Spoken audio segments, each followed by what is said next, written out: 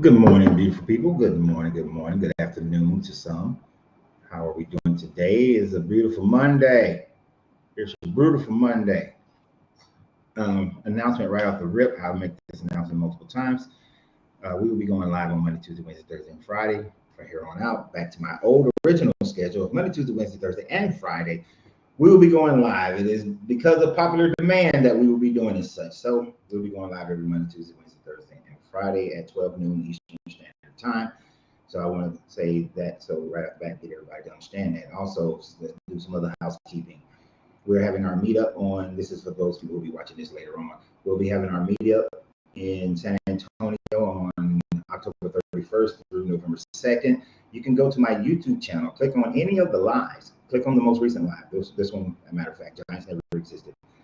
And you will see the link down below for the hotel that you get our discounts from, as well as providing a free breakfast and a free supper at the Jewelry Plaza downtown Riverwalk, San Antonio, October 31st through November 2nd. We're having our meetup here. Also, in the description of the video on YouTube, you will, and the YouTube channel is at Coach Friends 33.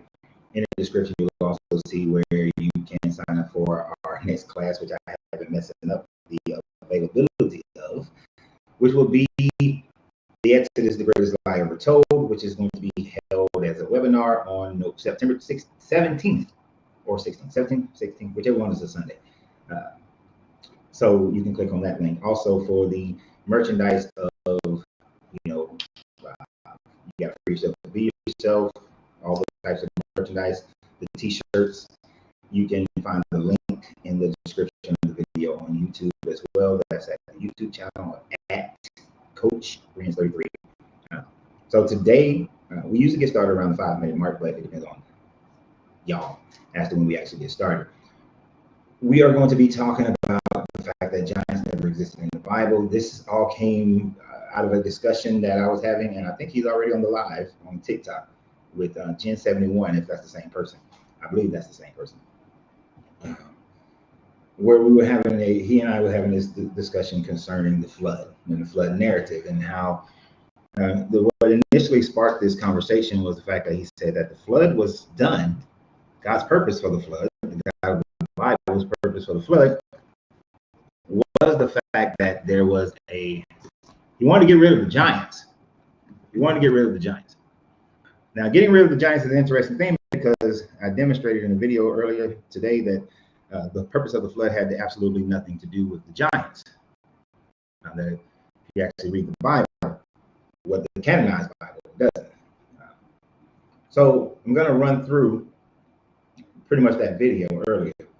I guess the purple heart and the peace sign, that is the same person. Okay, cool. What up, milkman? How you doing? So today, I want to talk to Christians mostly, those who are believers, about this subject matter. So in any statement that is concerning the flood narrative being caused by the Bible, the flood narrative being caused because of the giants, you would have to accept that the book of Enoch. So Gent 70. Oh, Gent 70. I don't have my reading glasses. I might mess up yet.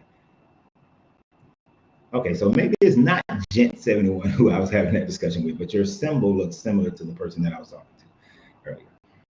Dylan Sawyer is on Facebook. So we're streaming on Facebook and YouTube over here, and TikTok over there. But Dylan is saying that giants did exist and alive. Book of Enoch. That is not proof. But there's a very distinct difference between what the canonized Bible says about giants and what the book of Enoch say about giants. When you say the books of Enoch, there's literally 3 different books. There's also the book of Noah. And when you take those 4 books into mind, and what you will find is that it tells a very different story concerning the giants or watchers based on that than compared to what you see in the Bible. Now, If you were to read and research each one of those books, what you'll find is that the Book of Noah, the books of Enoch, they are non-canonical books. They are only canonical in the Eastern Orthodox Church and the Ethiopian Orthodox Church. You will find them if you have a Bible that has an apocrypha in it. An apocrypha will have the books of Enoch, most of them. You can choose to say that those books are real. You can choose to say that they are valid, but your choice does not make them so. In order for those books to be valid, for those books to be true, then you have to find archaeological evidence that would support your claim. So like as Dylan is saying that giants did exist, you have to be able to find archaeological evidence to validate that they exist. You don't believe in Christianity, but you do believe in hell. Absolutely not.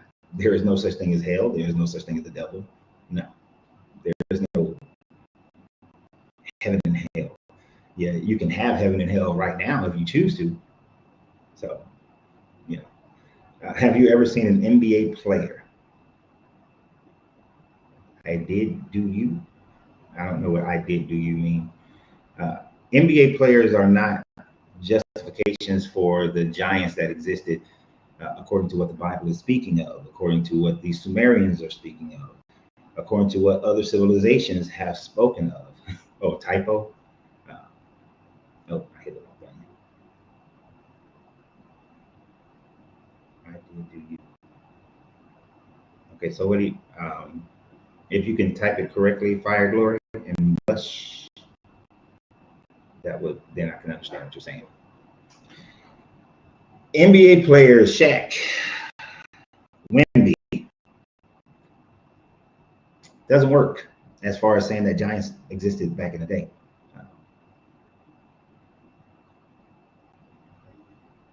Now,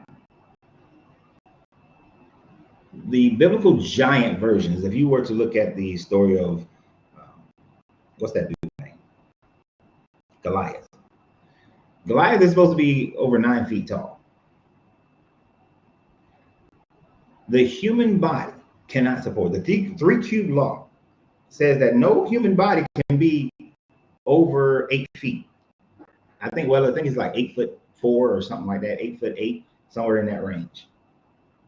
You can't be that tall. Your body can't support it. Your bone structure can't support it.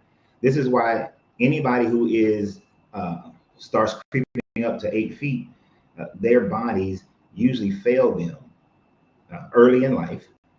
We can see Andre the Giant as an example of that. We can see the tallest persons in the world that by the time they're in their early 20s, they're walking with canes and crutches and shit. So these people, these ideas of a 9-foot guy named Goliath doesn't fit. So it doesn't work. It just simply doesn't work.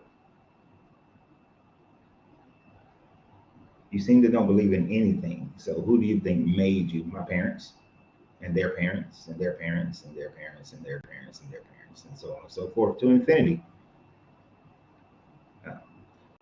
And as far as we're going to get to, as far as pitch, I'm trying to like handle this in an orderly fashion, but people are throwing out questions that I was planning on getting to other things later on. But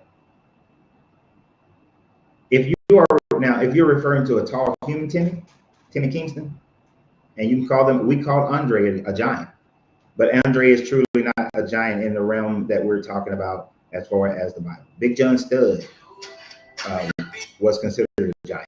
One of my favorite wrestlers, Big John Studd. Giant Gonzalez, who was a horrible wrestler, but still not a giant. Manute Bol, not a giant. These are just extremely tall people. Now, to get into the mythology of the Bible aspect of it, we have to say that giants were considered to be these people who had, these women who had then had sex with the B'nai Elohim, the sons of God. Now, as far as Genesis is concerned, when Andre died, he was done with that type of wrestling. I understand. The Big Show. He was so much better when he was younger. So anyway, the B'nai Elohim supposedly had sex with the daughters of men. Now, what the person who I was having a discussion with over TikTok and made several videos concerning, it says that the giants, the Nephilim, were considered the heroes of old, great men of renown. Now, when you look at Genesis, that is all that it says about the giants. Genesis 6. But when it talks about the reason for this God wanting to destroy the earth, it was because of all the evil and corruption that lied within the heart of man. That it was man's corruption, man's evil, that he decided that he was going to flood the earth. This conversation with this gentleman actually started because we was talking about the fact that this God does this God have carte blanche to go ahead and just kill everybody that he wants to kill? No, he doesn't. And the person was saying that, well, the flood was to kill all the giants. Now, if you only read the Bible, then it was because of man. Simply that, just man. Had nothing to do with the giants. Giants were heroes of great renown. They were men of great renown, heroes of old. Genesis 6, that's all it says about the giants. Doesn't say anything else about the giants. You don't have any idea that the giants were these bad people, and they weren't necessarily bad people. I mean, do you call Goliath a bad person because he fought for the group of people that he was born into? Would you call him that? Would you say he's bad? That would be like you having to say that because I fought as an American Marine on the side of America during the Desert Storm, that makes me a bad person. How can I go loud? Okay, I will change my whole goddamn premise today if this person actually comes onto the live. He's claimed that he wanted to come on this live all weekend. We're going to see. We're going to see. This is for Fred. I am being very selective about who comes on the live today. Just because you pop up doesn't mean you're coming on. This one is for Fred, if he is so emboldened. So, Fred, click on the link. I will change my subject matter to talk to Fred. So, if you believe in the Bible, then you're going to believe that giants existed. But what made Goliath the bad guy? Because he was a Philistine? What made Og a bad person? Because he wasn't a Hebrew? Right? That doesn't make any sense. That would be to say that just because someone is against your nation, that makes you a bad person. That makes that person a bad person. I met some people when I lived in Germany. I met people who were fighting in the German army during World War II, and as a person, they are a good person. So that doesn't make any sense. But that person also went as far as to say that, well, the giants had to be killed, and Noah was the only one saved because you need a pure line of humans in order to facilitate the birthing characteristics of Jesus. Yet other giants appeared on the earth after the flood, so therefore somebody in that Noah's family was not pure in order for that to happen. So where did those other giants come from? That was the last thing that I said to the young man, to the person. But they didn't respond yet before I started this live, so I don't know what their rationale is. So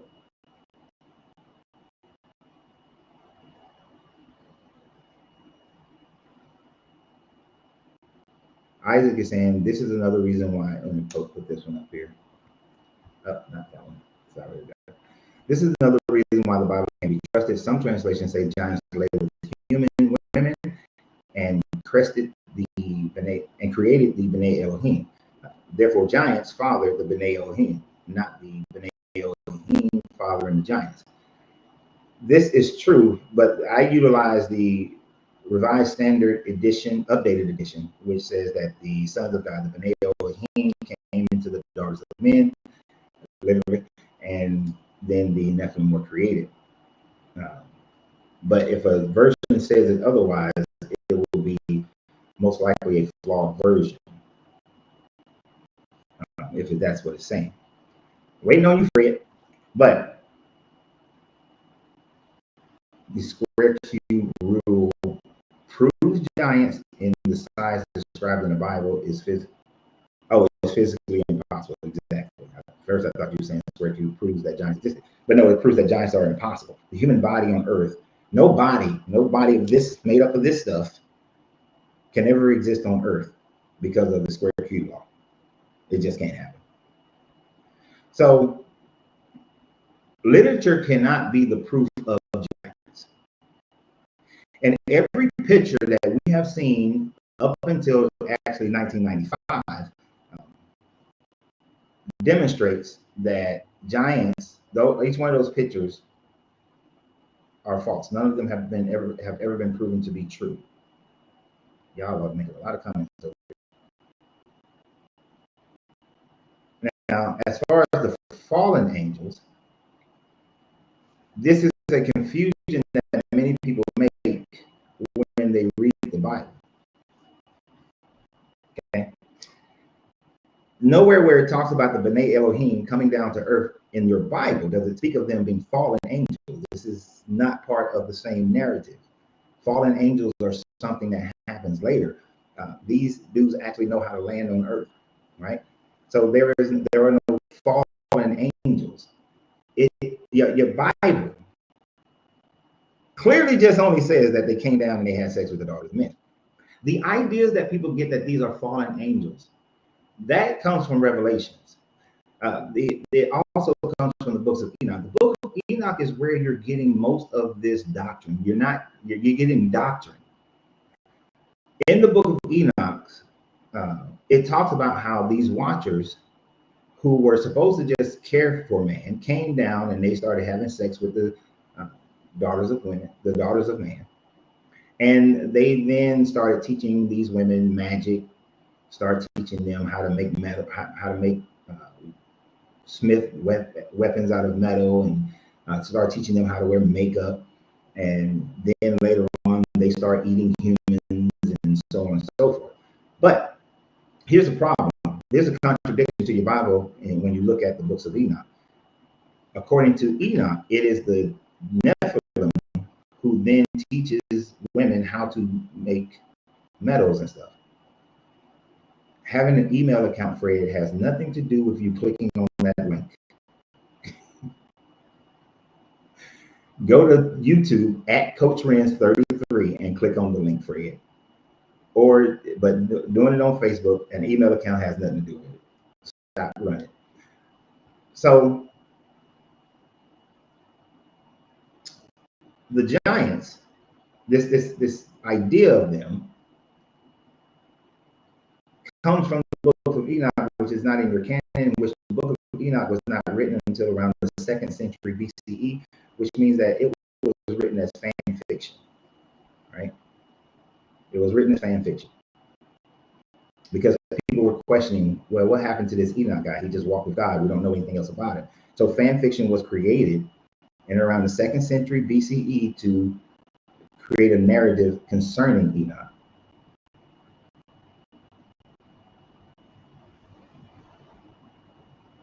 So Enoch wrote all this stuff about them eating people. Enoch spoke of them teaching man that. But here's a contradiction for Enoch compared to what your Bible, that's canon, says. When you look at the lineage of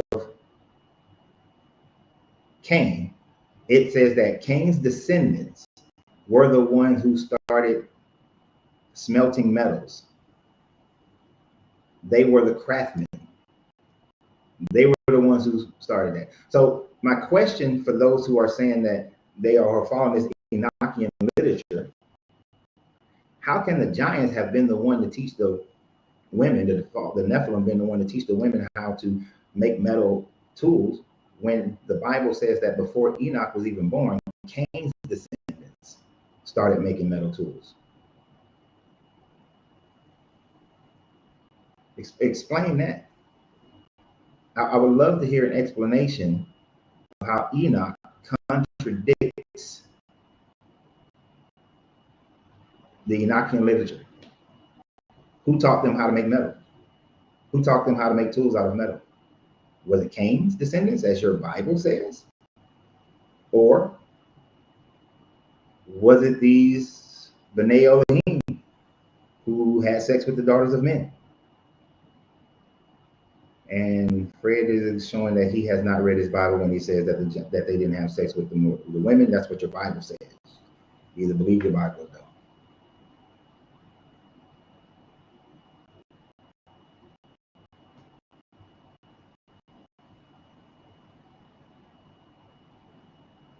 It says it taught weapons and armor. The books of Enoch does say that it taught them weapons and how to make weapons and how to smelt metals. But this is also claimed that the lineage of Cain are the one who started that. Right. Go read your book of Enoch. That's where it comes from. Yeah. So I guess it means that Cain was a giant and all his descendants. Now, there are some scholars who had sex with the daughters of men, which were the lineages of Cain, because Seth's line is the first one who began to call upon the name of God. So those who do not accept the Enochian literature oftentimes argue that Cain's descendants were the ones. Cain used metal tools but didn't use metal weapons. Desire, that sounds like you're splitting hairs. It doesn't sound like a valid point. That's pulling at grasping at straws. Because many people, it's interesting to me how we want something specific when it follows our narrative, but when it doesn't follow our narrative, we want it to follow it, people will accept embellishments.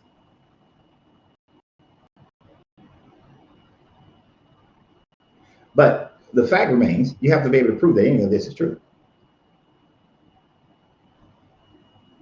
The word giants means multitude of people looking. Oh my gosh.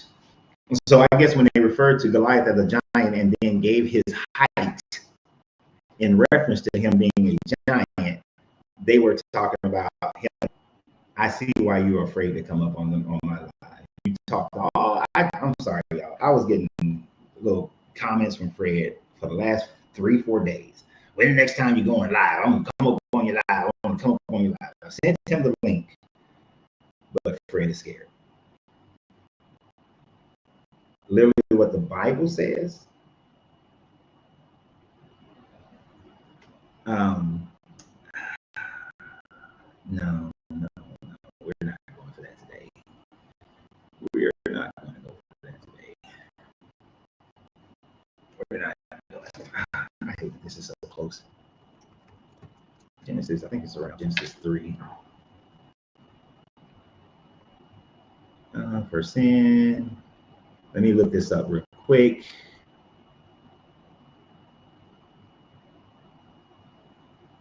Nope. Genesis 3 is the story of them.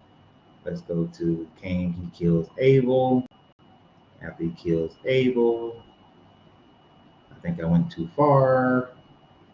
I did go too far. And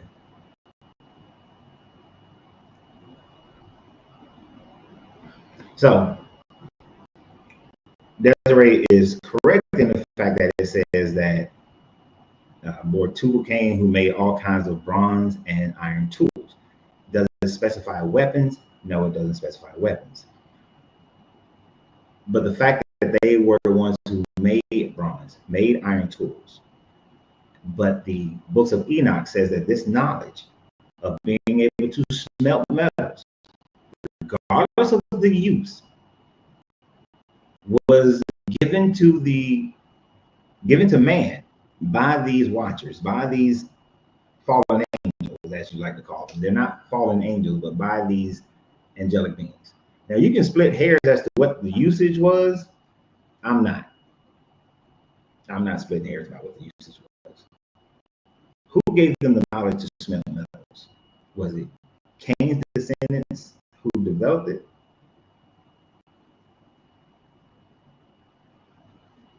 Because if I can smelt a metal, if I can smelt these things, because Cain was not Cain, but Lamech was a hunter. And if they're smelting metals and he's a hunter and he uses bows and arrows, is that not a weapon? Is that not a weapon? I mean, just curious. Is that not a weapon? Let's get Desiree. I mean, Desire. I keep calling him Desiree. I want to call her Desire. How you doing? Okay. What's up with you, brother man? I need you to speak up though.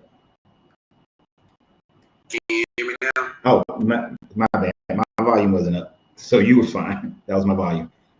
How, for TikTok purposes, how old are you? 28. 28. All right. And are you a believer of the Bible, Christian? What?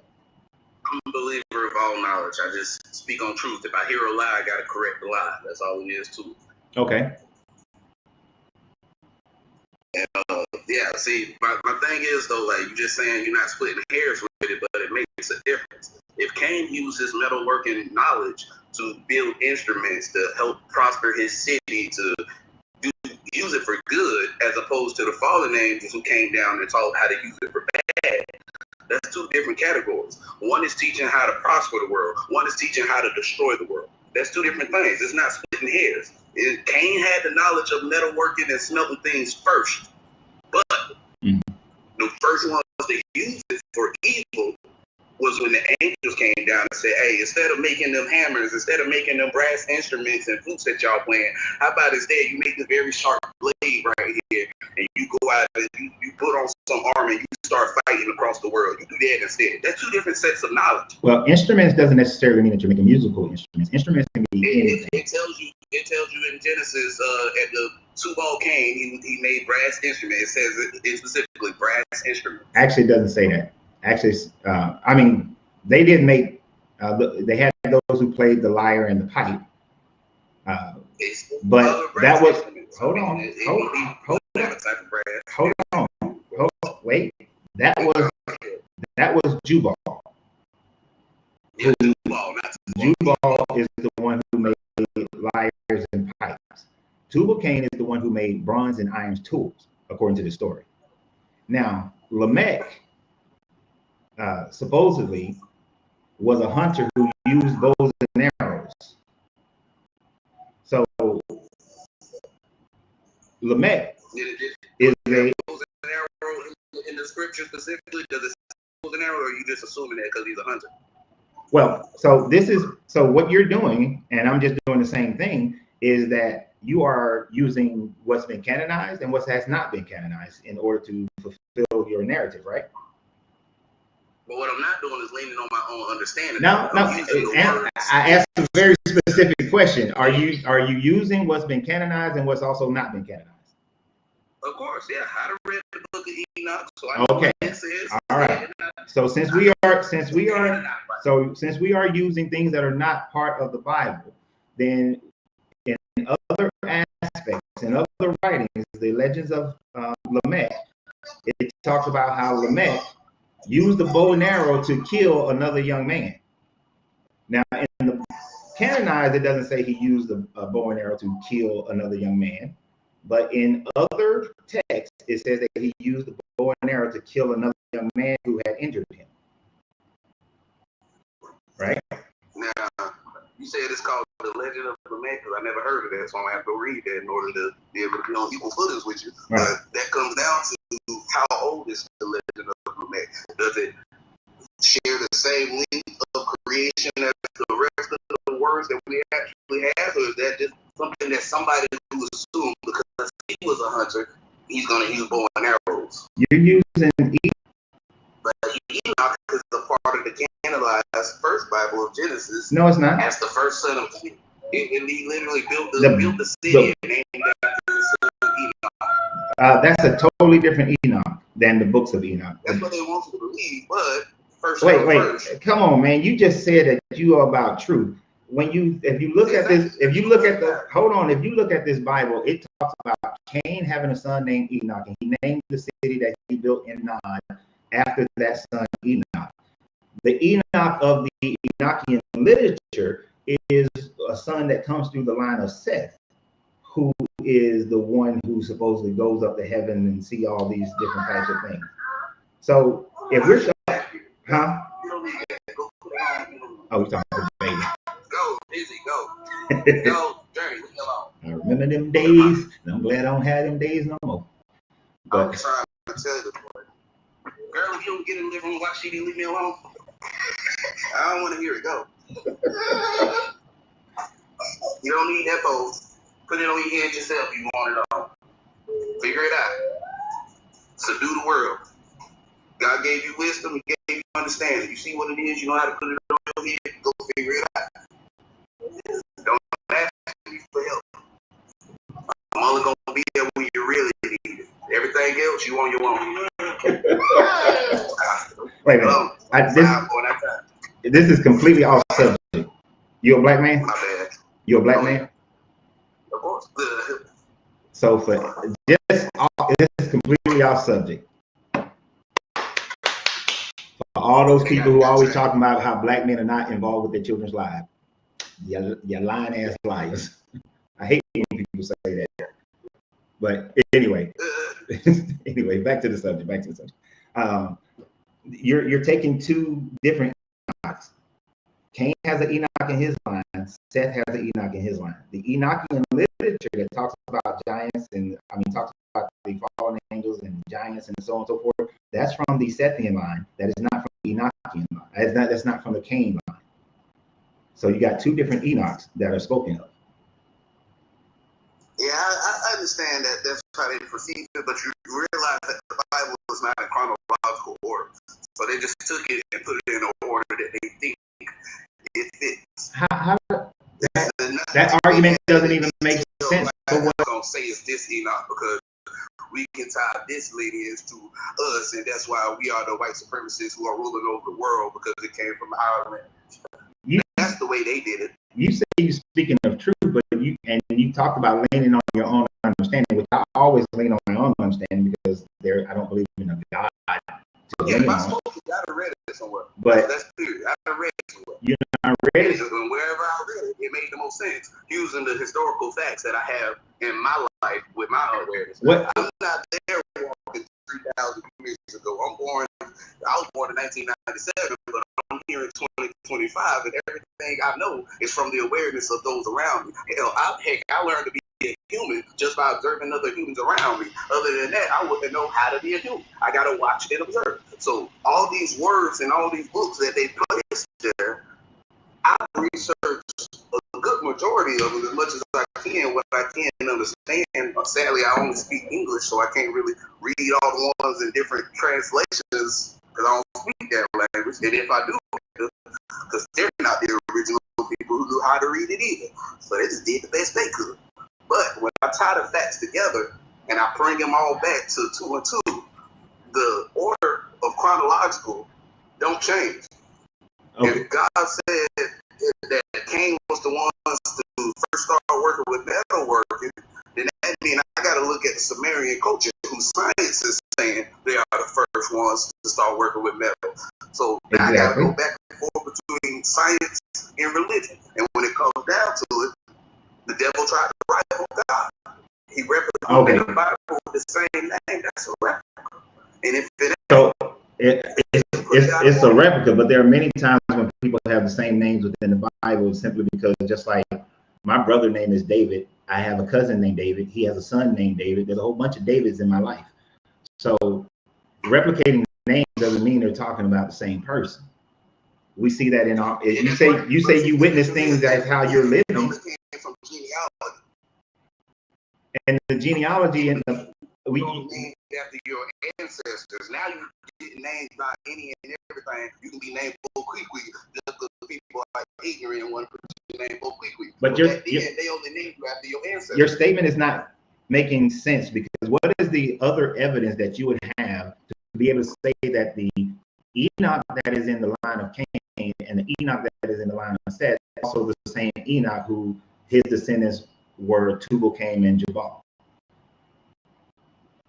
You said how?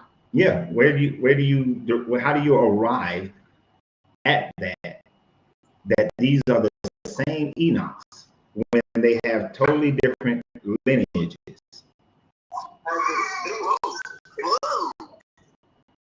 Because in the original text of Enoch, it really tells you who he was and how he came from. Yes, you got me right in my eye.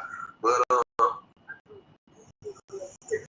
yeah, she definitely got me. The original writings of Enoch says that he's from the line of Sept, just as the biblical version of Enoch says he's from the line of Sept. So, but it still doesn't mean that the Enoch that Cain built the city and named it after him is the same one either. Okay, hold on. I'm trying to remember the name of the manuscript that I read that led me to that conclusion, because it's been a while. I can't remember the exact name of it, but now try to think of a way to let you know without it. But I don't know if I can do that. So I might have to find that manuscript and just I'm gonna follow it. I might have to come back to that subject. But okay, one thing I want to point out, we can come back before Sept was born, you realize that Cain had already been in existence for 235 years before Sept was ever born. Wait a minute.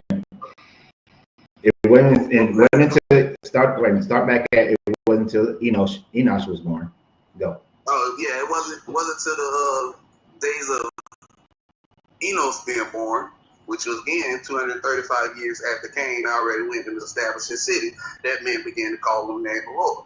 And then it goes to tell you again in Deuteronomy 32:12 that people are worshiping, that they worship not gods, but they are worshiping devils, newly appeared gods that our forefathers did. 32, you try to look for where a new God appears, there is no other God being called on or appeared before the days of Enos. I think that was what is that, Genesis 3:26 maybe? Maybe Genesis 3:26, after the birth of Sept. They tell you specifically, it was in these days that men began to call on the name of the Lord. Yeah. Before that, nothing. 235 years before that, nothing. Nobody called on, but they listen.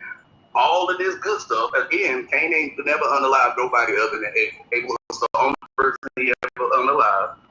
Other than that, he lived his life as a king in his city with his wife, doing what he did, prospering the world. But then the descendants of Sept come down, then it's all war and chaos and fighting, and it's just ridiculous. So you're saying Cain's line was doing all right. Seph's line is the one that started all the mess. Of course. Okay. See, when people really look at Cain and they say he unalived his brother out of jealousy, I find that to be the greatest ignorance of the Bible, because there was no jealousy. Cain is the firstborn man, born before Abel, the only child of Eve to be specifically called a man in the Bible.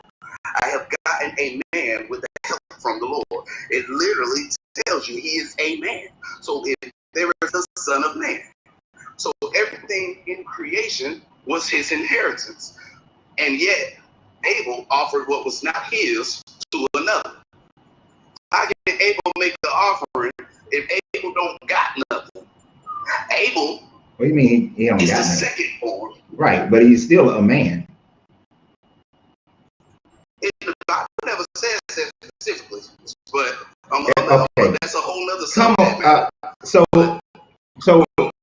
On the subject that we have. No, hold on, man. My mother had my brother. He's the first man that she bore, and then I was born after him. And you would be insinuating that I'm not a man because it doesn't specifically say that I'm a man.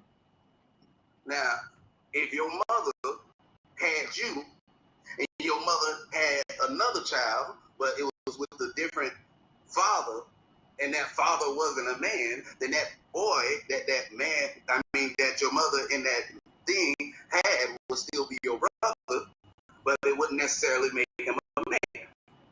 So if we look at Genesis, and it tells you the serpent seduced and beguiled Eve, and she was seduced, and after that she conceived, then that can tell you that that serpent and Eve had to conceive a child, because he tells you, I shall place enmity between your seed and her seed. Then that means the seed is going to be born between them. So if you look at it, only one is being called a man in the beginning. So only, and also Cain does not show up in Adam's genealogy at all. So Adam already acknowledged he is not Cain's father, right then and there, by the Bible alone. So Adam is not Cain's father, but Cain is a man. That's right. So you go with the idea that the serpent and Eve had sex. That's right. So to the forbidden fruit, the fruit within the loins, the fruit that holds life within itself. It's not the fruit of a woman, her egg. It's not the fruit of a man, his living waters. We may utilize those terms, but that does not, a serpent and a woman cannot have sex. They cannot have sex. Oh, so you really think it was a serpent, a slithering snake? That what you thinking? So when he was told that he would crawl upon his belly for all his days, what was it? When he would eat the dust. You on the earth. You on your belly. You down here. I'm not on my belly. That's it. You don't know that you on your belly, but you was on your belly right now. No, I'm not on my. All your days you are subservient to a race that was after you, but is being put first. You are on your belly. You do not have no authority that you should have, because you are a servant to a race that appeared later than you. I say, not to sound racist, but the white man has put you on your belly. That sounds very racist, and that sounds very mental slavery, because no man has put me on my belly. You can call it like that, but it's a fact of life. Look at all history. Throughout all history, they have popped up and went on a global-wide conquest, submitting everybody to their ways, deleting the history and heritage of anybody they come about, and force their way of life upon everybody. Not necessarily. It's a fact of history. Did they force their way of life on the Chinese? They never conquered the Chinese. They never dominated the Chinese. They did not erase Chinese history, nor did they deal with that with the Japanese. Those people alone. You see the difference though, right? You are not Japanese. You are not Chinese. You are not a part of them, and they are not like us. We and them are two different categories. His seed and her seed are two different categories. Children of pride are two different categories. You are a black man. You're not Asian. What they need to go step on the Asian belly for? That's not the ones who have been. But they tried. But they tried and they lost. They really didn't even try. They really didn't even try. No, they tried. There were many wars against them, and then the Huns came in, and the Huns was whooping their ass. They really didn't even try. That's just sibling fight. The Huns fighting siblings. It seems to me that you want. Everybody would have went over there like they did with us. It seems that you want to justify the current situation and the most recent, say 1,200 years of human history. But if you go beyond the last 1,200 years of human history, then you don't have Europeans dominating the entire world. You only have them dominating the Mediterranean world.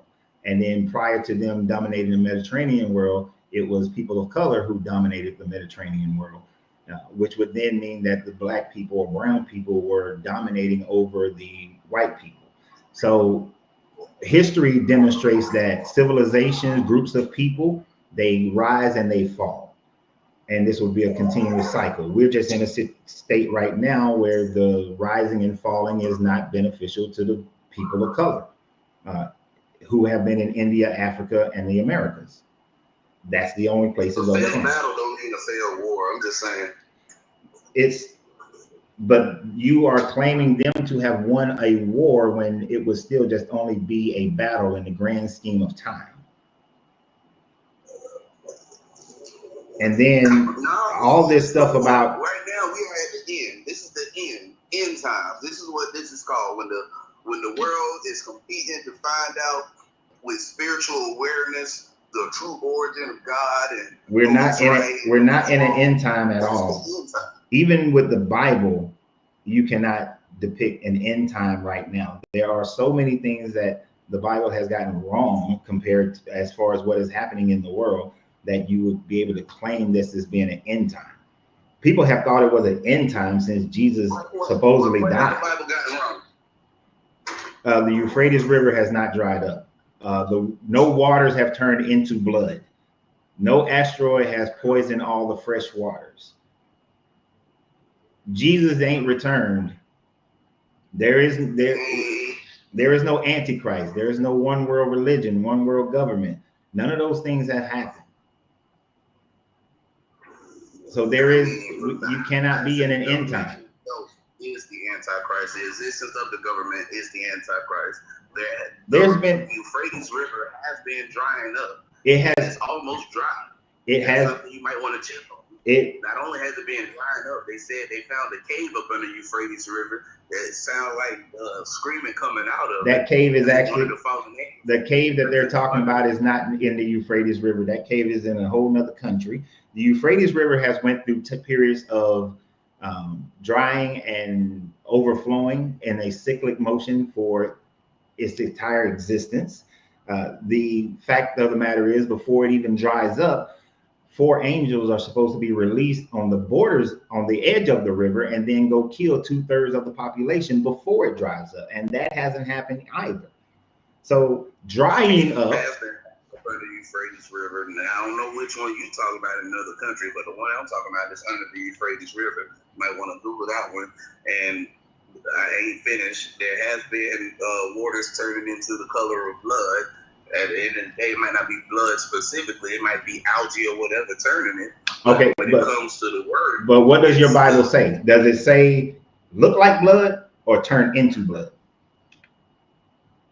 I mean, at the end of the day, it says blood, but who knows what that algae is? So we call it algae. That algae could be blood of another creature or something. No, algae is plant-based. It is plant-based. It is not a blood of any creature. It is plant-based. So it has to be blood. Plants don't bleed? No, not in the framework of blood of animals. No, plants don't bleed. It has to be blood, and it's not even from the. If plants can bleed, then who are you to say that it is not an algae blooms are not plant bleeding. Algae blooms is a discoloration of the algae based on the sunlight and the amount of algae that comes together. It has nothing to do, even if plants bled, it has nothing to do with bleeding of plants, but just a discoloration. Like going out, I rode a motorcycle to Spokane and back, and even though it's going away, but I got tan like a mug. I didn't have to bleed to get tanned. So it is relatively the same type of a situation.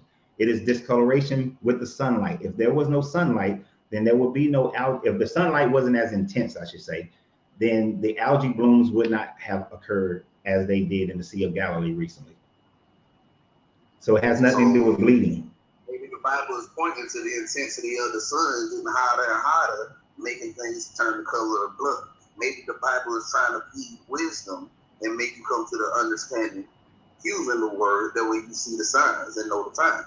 See, you see how you just went into a maybe,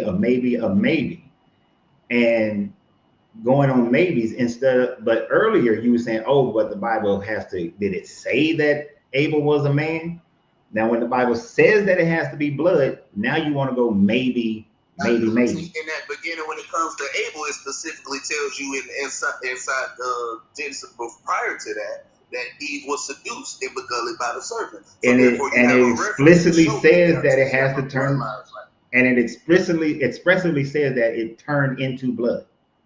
So you have to, are you going to see, this is the flip-flopping that's invalidates the argument. Because I don't know what scripture you reading when you said it turned into blood. I don't know that one. The Exodus story says that it turned into blood, but in Revelations it says that it turned into blood, that the waters would turn into blood. It didn't say look like blood, color of blood, into blood. Yeah, see, you know what I'm saying? I don't know that scripture, so I can't really specifically say pinpoint. Like, if you want to give it to me, I can go read it. I got my Bible in front of me, so I can see what it say word for word. But like, it's the same thing with people saying, the Son of Man got hair of wool and eyes of fire, hair white like his head was white like wool and all that. His head was white. Like, it's just so much. But then you read right before it, it says, there was one like unto the Son of Man. It's not saying he is the Son of Man. It says he is like unto the Son of Man. So if you look at that and you try and hit it with it, then it won't make sense. Then that's not the Son of Man they're talking about with hair of wool. That's someone who's like him. So, like, okay, so I would have to look at the scripture specifically. Revelations 8, verse. Revelation. Yeah, Revelation 8, verse 9. Revelation. Verse 9. All right, let me read this. And that's just one of them. There's actually another one too. Revelation 3, Revelation 6. All right, Revelation 8, verse 9. Yep. Okay, well, verse 8. And the second angel sounded, and as it were, a great mountain burning with fire was cast into the sea, and the third part of the sea became blood. Okay. So it became blood, right? Not look like blood. A third part of the sea became blood. But it became blood. Not the whole sea gonna be blood. Not all the seas on the earth gonna be blood. Just the third part of it. Okay, but it's blood, not color of blood, not red, not turning red, not algae blooms, not sun intensity. If you're going to do the literal of what the Bible says in Genesis, then do the literal of what the Bible says in Revelations when it says that blood. You can look at 16, Revelation 16, 3 and 4. All right, so if we literally got to look for a third of the sea becoming blood, then I don't know what to tell you. Because hopefully I don't know nothing about algae and all that biological chemicals they're releasing and stuff. But all I know is if the waters suddenly turn to red, and red looked like blood, and the Bible said the sea became like blood, and it knew that our eyes would be looking at a sea that was once a different color and it shifts to this color of blood, then I would assume with wisdom, God knew that we would see this color and think, why does sea look like blood? Hey, that's a sea of blood. And you wouldn't expect us to go and ask. Come on, man. You're being disingenuous now. You're being disingenuous. Either not disingenuous, it's a fact of life. No, you're looking at the waters and see it turn red, and you're saying it's algae bloom, so it's not blood. Right, but and you're renegotiating it in order to make it fit your narrative. If your Bible says that it literally turns to blood, then you cannot say, "Oh, well, God's wisdom is that we're going to look at it and think that it looks like blood, and that's a sign." No, it has to turn to blood. Just like in Revelation 16, 3, the second angel poured his bowl into the sea, and it became like blood of a corpse. And every living, 16:3. Yeah, and every living thing in the sea died. And then and then in 4, the third angel poured his bowl into the rivers and the springs of water, and they became blood. The third angel poured out his bowl on the waters and they became blood. So on the 3, and everything died. That's the blood of a dead man, and every living soul died in the sea. Right. And then on 4, we basically got the same reading on 4. The fountains of waters. Well, this is in the springs of fountains of waters, and they became blood. Okay, so I see what you get there with the whole blood thing popping up, but I'm just saying, like, there's no but. Really gotta be blood. If it gotta literally be blood, then whose blood is it gonna be? Is it gonna be human blood? Is it gonna be animal blood? It's God's blood. What kind of blood? It's speaking of a transmutation of the water into blood, because in 8 it's a volcanic issue that goes into the water and turns it into blood. There's a physical transmutation of blood. In the Revelation 16, this is the angels pouring some bowl of some mystical element into the ocean that transmute water into blood in the springs and the rivers and the sea.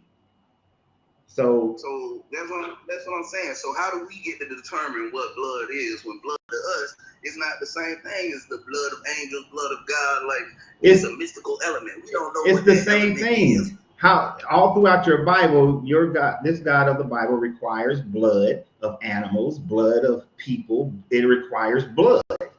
The same type blood that it's talking about throughout the Bible, it doesn't change in Revelation. It's still blood. And then that blood has to kill every animal. When we look at what's happening in the Sea of Galilee right now with the algae bloom and most algae blooms, period, the animals in the waters don't die. Red tide, that's different. Red tide, animals die because it's more of a bacteria. I've seen various news reports of animals washing up on the shore by the thousands being dead, from whales to dolphins to fish. Like several reports of animals just dying miraculously by the thousands, and nobody know why. So, but like, if we gotta wait for the water to turn to a blood-like color, then go scoop it up and test it to see if it got white blood cells, red blood cells, in order to say it's blood. Yes. Then to validate your Bible, yes. Otherwise, it's not what your Bible is saying. Like I said, the blood of man is not the same as the blood of God. Like, no, where does the Bible say that it's the blood of God? No, I'm saying the blood of man is not the blood of God. That's what I'm saying. So if we gotta look at our blood and think our blood is gonna show up in the ocean, and we're gonna be able to scoop out white and red blood cells, and that's gonna be blood, like. Okay. It doesn't make sense because our own definition of blood just came from the color of red being infused with these blood cells. Blood, even though the blood of any animal that oxidizes, and when it oxidizes, it turns red. This doesn't have to be humans. It could be bears.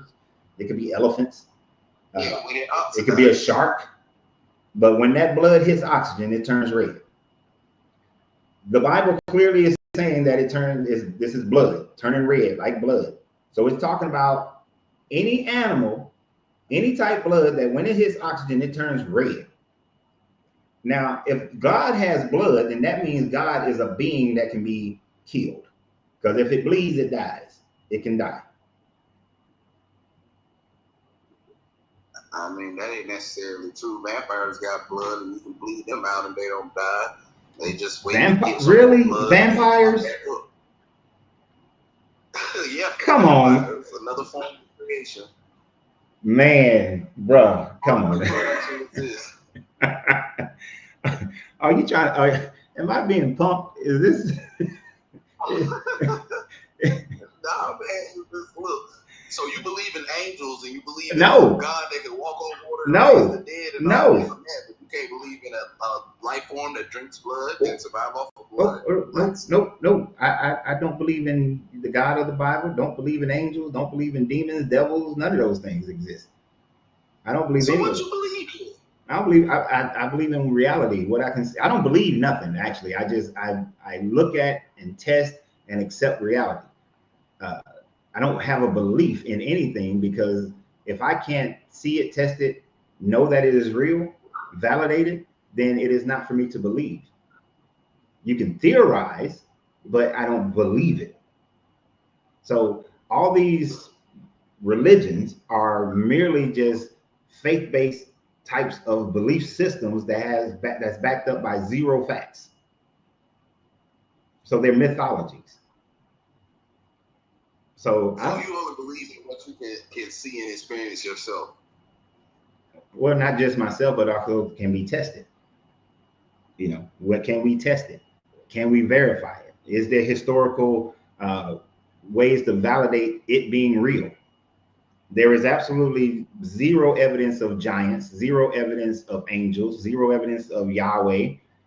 But what we do have in the evidence of Yahweh is literature and stories that people made up based on what they were seeing in the world, but not understanding the science behind it. Because Yahweh was originally a Canaanite storm deity, and they didn't understand how raging storms came about, so they deified the storm. They deified war by also adding that to Yahweh. So you don't think go ahead. You don't think that the references of giants being in every single culture, and not only that, they have found giant bones and giant weapons, giant shoes, all these things, that's not evidence to you? Every one of those photos of giants and stuff has been proven to be fakes. That's the first thing. There's actually no proof of any of them. Every one of them photos have been proven fake? Yes. You gonna say that with 100%? With 100%, with 100%, none of them have went through peer review and have been proven to be true. You see, if something can't be peer reviewed, then it's fake. Okay, so what about the giant weapons and giant shoes and stuff they got in museums? What museum?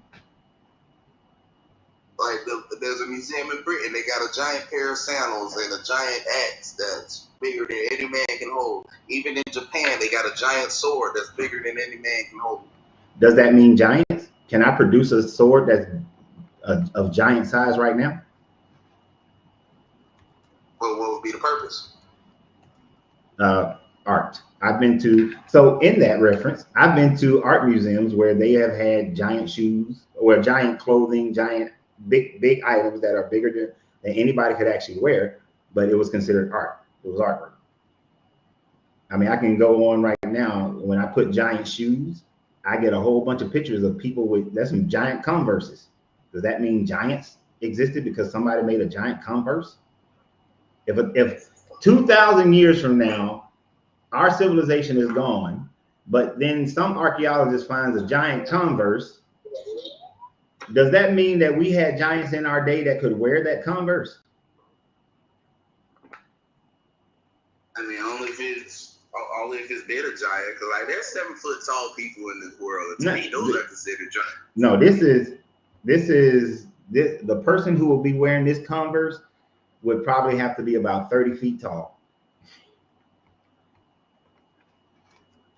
Nah, okay, well, I haven't seen them, but I ain't been nowhere other than a small little section of the world, little grain of sand in comparison to the size of the world, so I can't say that they ain't out there.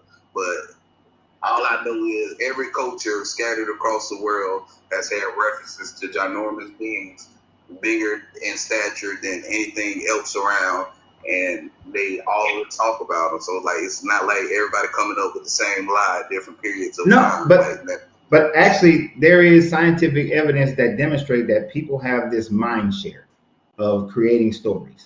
So every culture also has a storm deity. So does that mean the storm deity exists? There's Thor, there's Shango. The Vikings and the Germanic people who created Thor never had contact with the Yoruba tribe people, yet both of them created a storm deity. Does that mean the storm deities exist? That there must have been some storm deity? Yes, that's exactly what that means. Or at least there was a being. Or they looked up at the sky and they saw storms and they made a god out of it. I mean, do we look up at the sky and see a storm and make a god out of it? No. Not because we know better. We know how storms are created, and we track them. We don't. So it's based on we assume we know better than they did. No, we don't assume. We know that we know better than they did. History has proven our mind today is weaker than our ancestors. Our ancestors was capable of greater feats than anything we can do. Like the pyramids. We still cannot replicate the pyramids. Having knowledge of the cosmos is like the Sumerians. They had knowledge of the cosmos, the complete knowledge of the orbits and everything inscribed on their walls. But they didn't have complete knowledge. They didn't have complete knowledge. They didn't know about Uranus and Neptune. They didn't know about, I still think Pluto's a planet because I think it still should be a planet. But they didn't know about that. They didn't know about, they thought comets were stars. They thought meteorites were stars. They did not know they did not know more than we do. Did they produce cars? Did they produce combustion engines? Did they know that what's on their wall and what they inscribed shows that they had knowledge of the stars and cosmos. So they clearly had either technology or the mindset to go and study them. So they were either able to fly through space and figure out these things, or they already had the technology. So their mind is nowhere dumber than ours. It still goes to show that they was just as smart as we are. So if they were smart enough to come to that conclusion and understand these things, then there would have to be some type of deity flying around through the clouds, popping up on people during storms for them to have that assumption that there is a storm deity.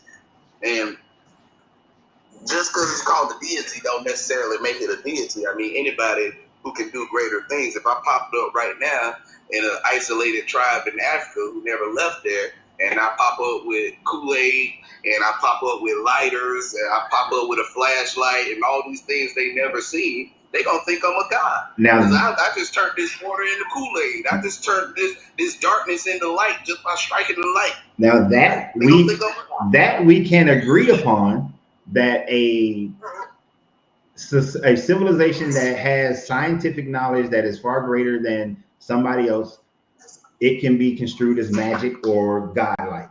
I will agree on that, because what we don't know is what were the civilizations that existed prior to the previous ice age that lasted from about 50,000 BCE to 12,000 BCE. We don't know that. We don't know what was on Earth before then. We don't know what survived that. Civilization frozen in ice on Antarctica, right, that we can't even get to study their technology, study the structures of the building, but they can see that it's down there. So we can agree that if there's a sufficient civilization that was on Earth prior to the Younger Dryas flood, which pretty much destroyed the overwhelming majority of civilizations on the planet and did a reset, that if any of those civilizations survived, any number of people from those civilizations survived, the remaining people could have thought that those were gods. And 9 times out of 10, that's probably what all of our history is. People who survived in high-tech civilizations coming back and making a name for themselves. Yeah, like for me, personally, I've always thought that God made group of designers or group of destroyers, because there's a duality to everything. Somebody creates something, somebody destroys. That's just how it goes.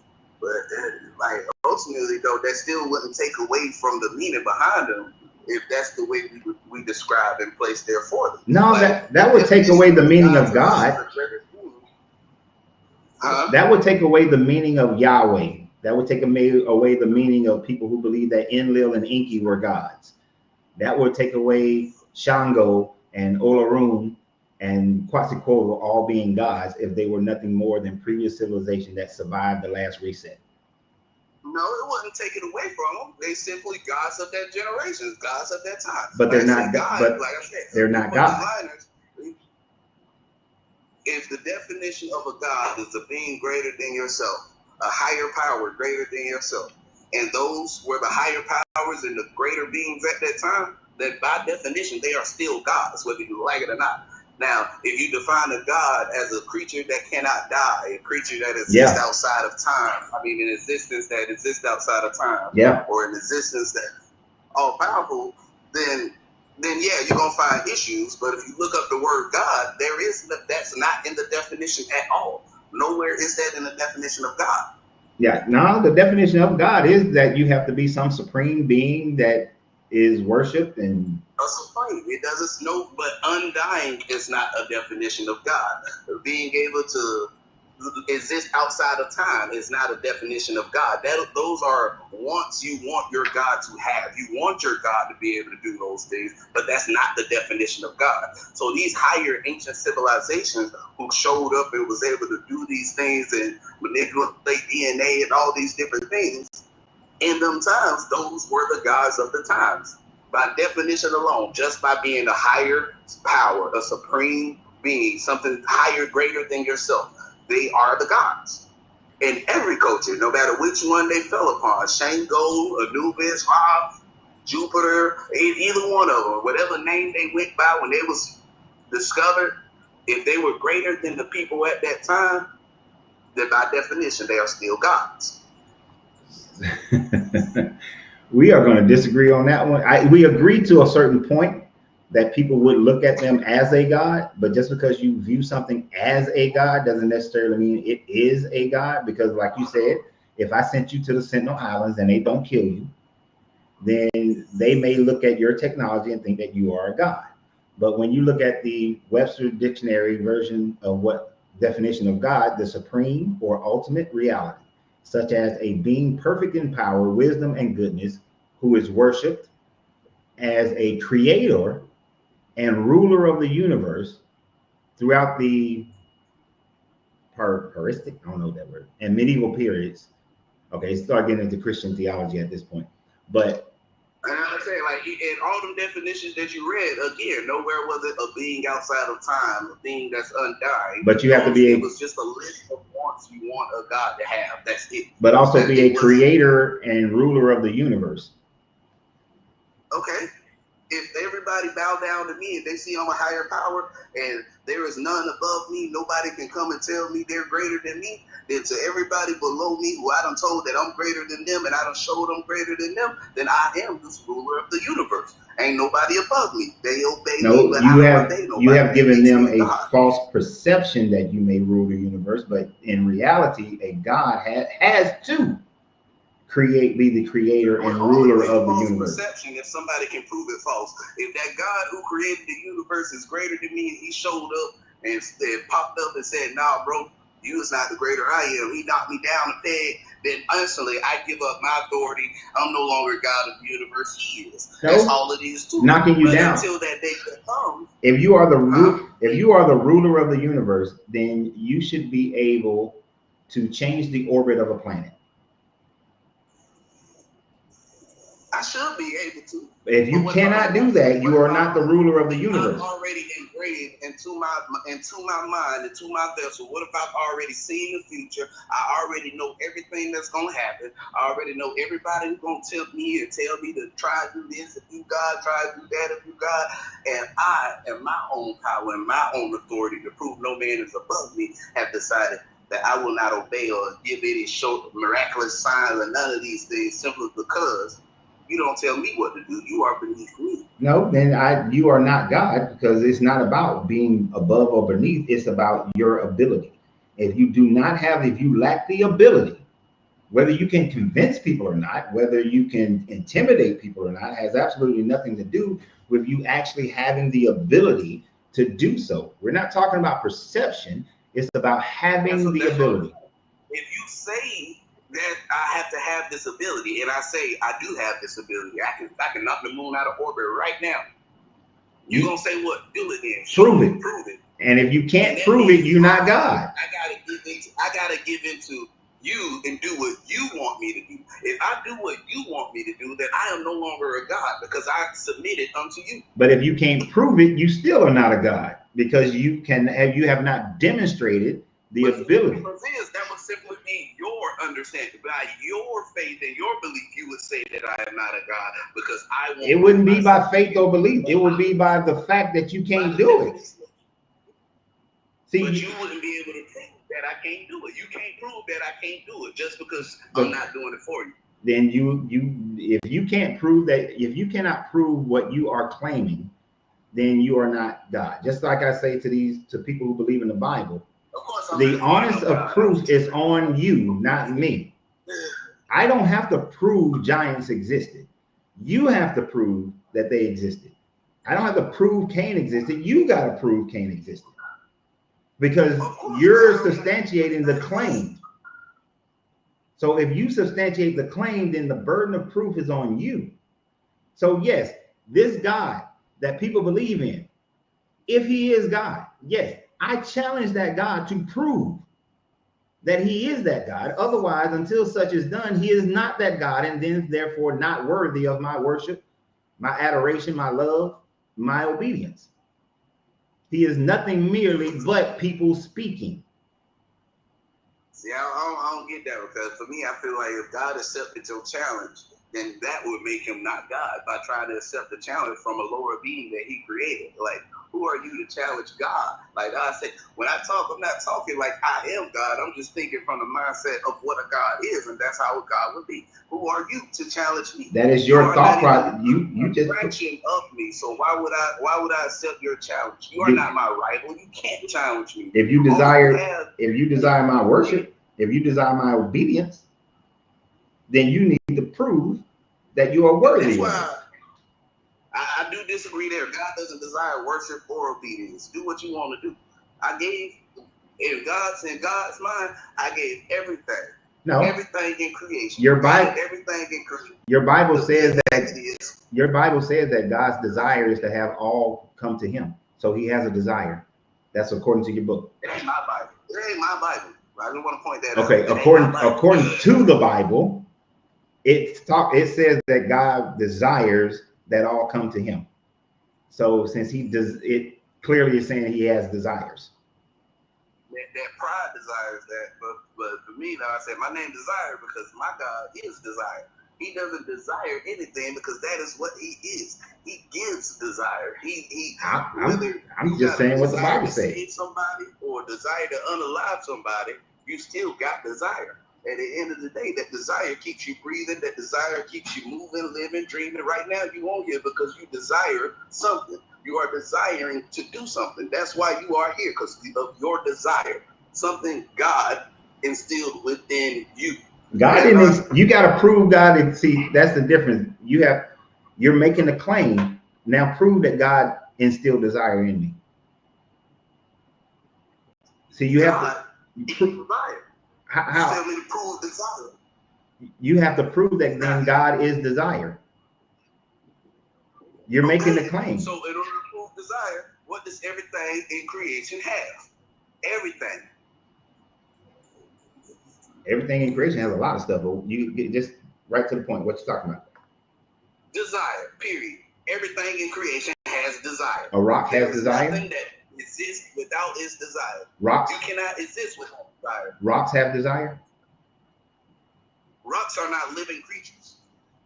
Rocks are. Yes, they are.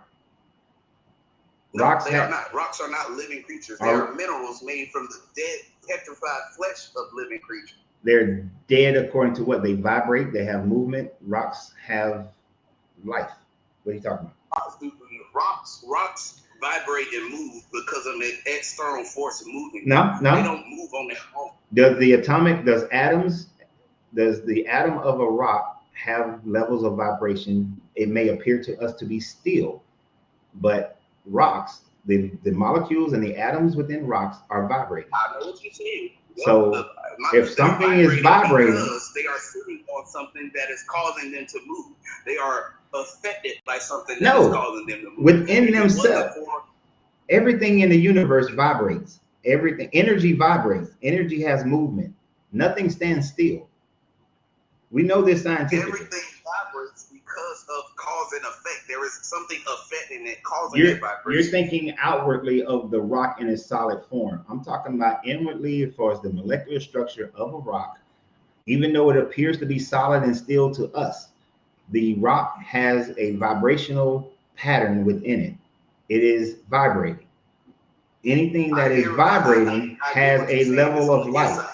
You're talking about conscious life. So let's just go into what you're actually talking about. You're talking about conscious life. Even without consciousness, there is a force that is actively acting on everything in creation, causing an effect. That effect is vibration. But you cannot denote that causation leads to some God. What is you? So a mosquito has the desire of survival. So it instinctively goes and bites animals and people and gets some blood and then creates some mud babies and then dies and the cycle repeats. It's an instinctive thing, not a conscious, not a reasoning thing. You would call that desire of the insect, right? It's desire, yeah. Okay. Yeah.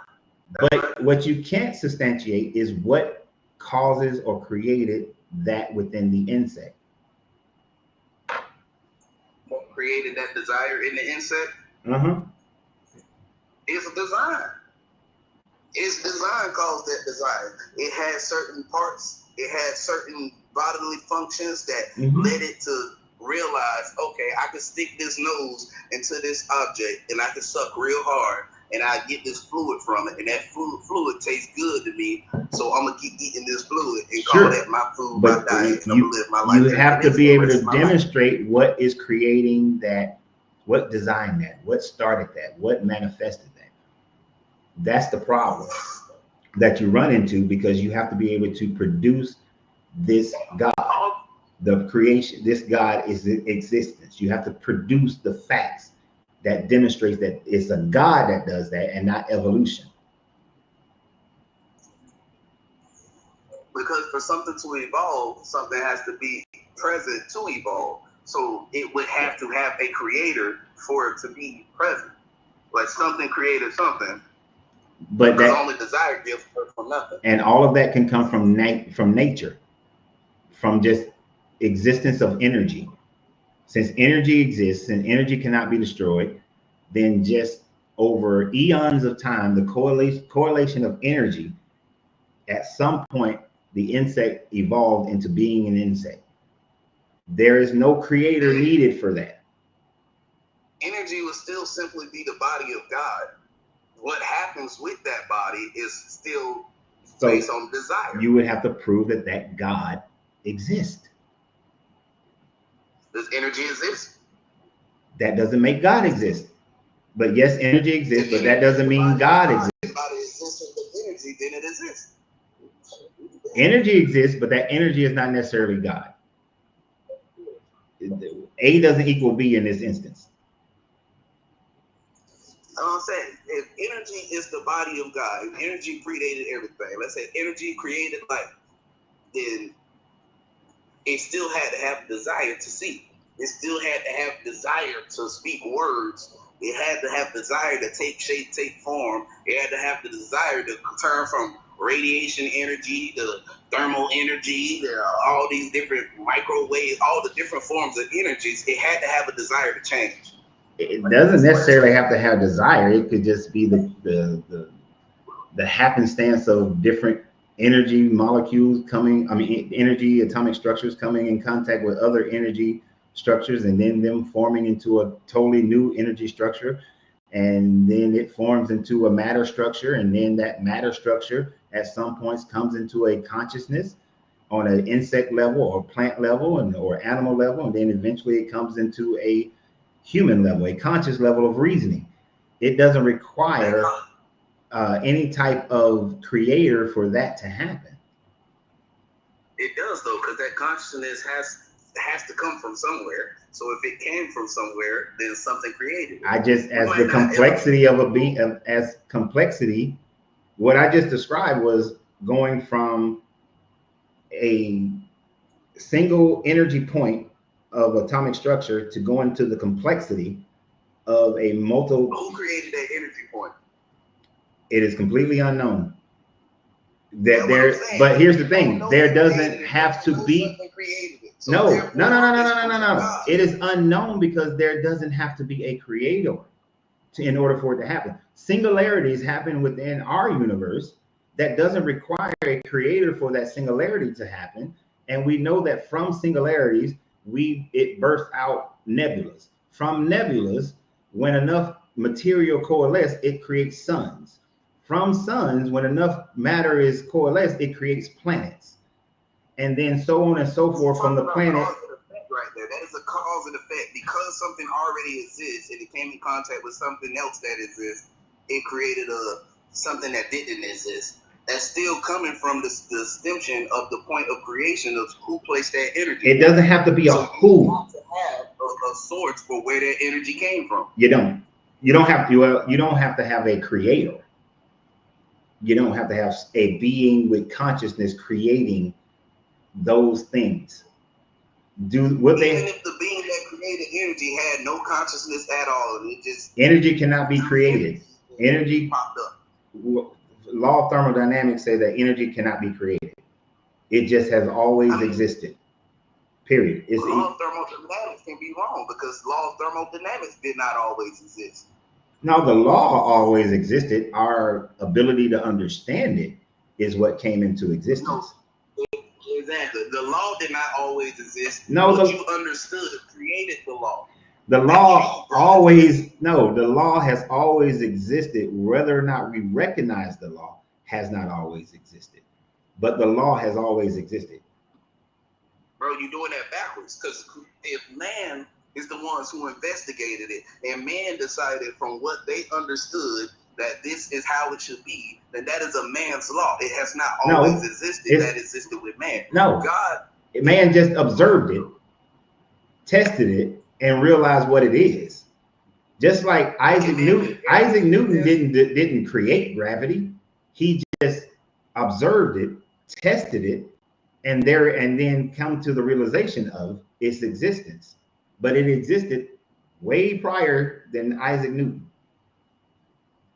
So from what they taught us in school, an apple fell on the man's head, and he pondered the thought of why did the apple fall out of the tree, and they started experimenting and all that. Mm-hmm. That's where it came from. But if Isaac was on the moon and that apple fell, well, it wouldn't be an apple on the moon. A moon rock fell from top of some crater or something. He was at the bottom of the crater. The moon rock fell from the top of the crater. The gravity he did there would not be the same as the gravity on Earth. Neither as you go to different planets and spread out across the galaxy. The gravity level is not the same. So his laws would not be. No, the law would still be the same. It's just the level of gravity in each different environment wouldn't measure out to be the same, but the law in itself would still be the same. You know what I'm saying? I don't know how it would be done. Like, because gravity exists on the moon, gravity exists on Mars. It's still gravity, but because of atmospheric conditions and the core of each planet and a whole bunch of other shit, you're gonna get different measurements of gravity, but it's still gravity. So the actual law of gravity doesn't change, just the measurements that you are getting from different environments change. How would you have measured the different environment? You would have used what you knew from the previous environment. Like if he started on Earth and went to the moon, he would have measured moon's gravity based on what he believed the gravity on Earth led the law to be. So it still would have been a conflict in his measurements. No, not a conflict. He just would have realized that the gravity on the moon is different than the gravity on Earth because of the lack of an atmosphere and the lack of a core that is similar to the Earth's core. So it would have been, okay, gravity exists here, but instead of gravity being 10, the gravity on the moon is a 3.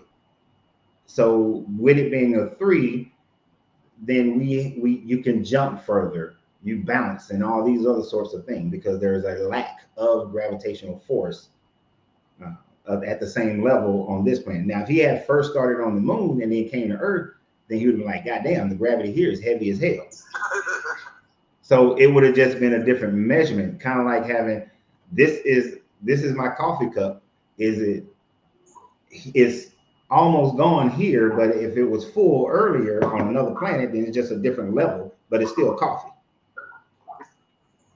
Yeah, all right, maybe you got me there. I don't know.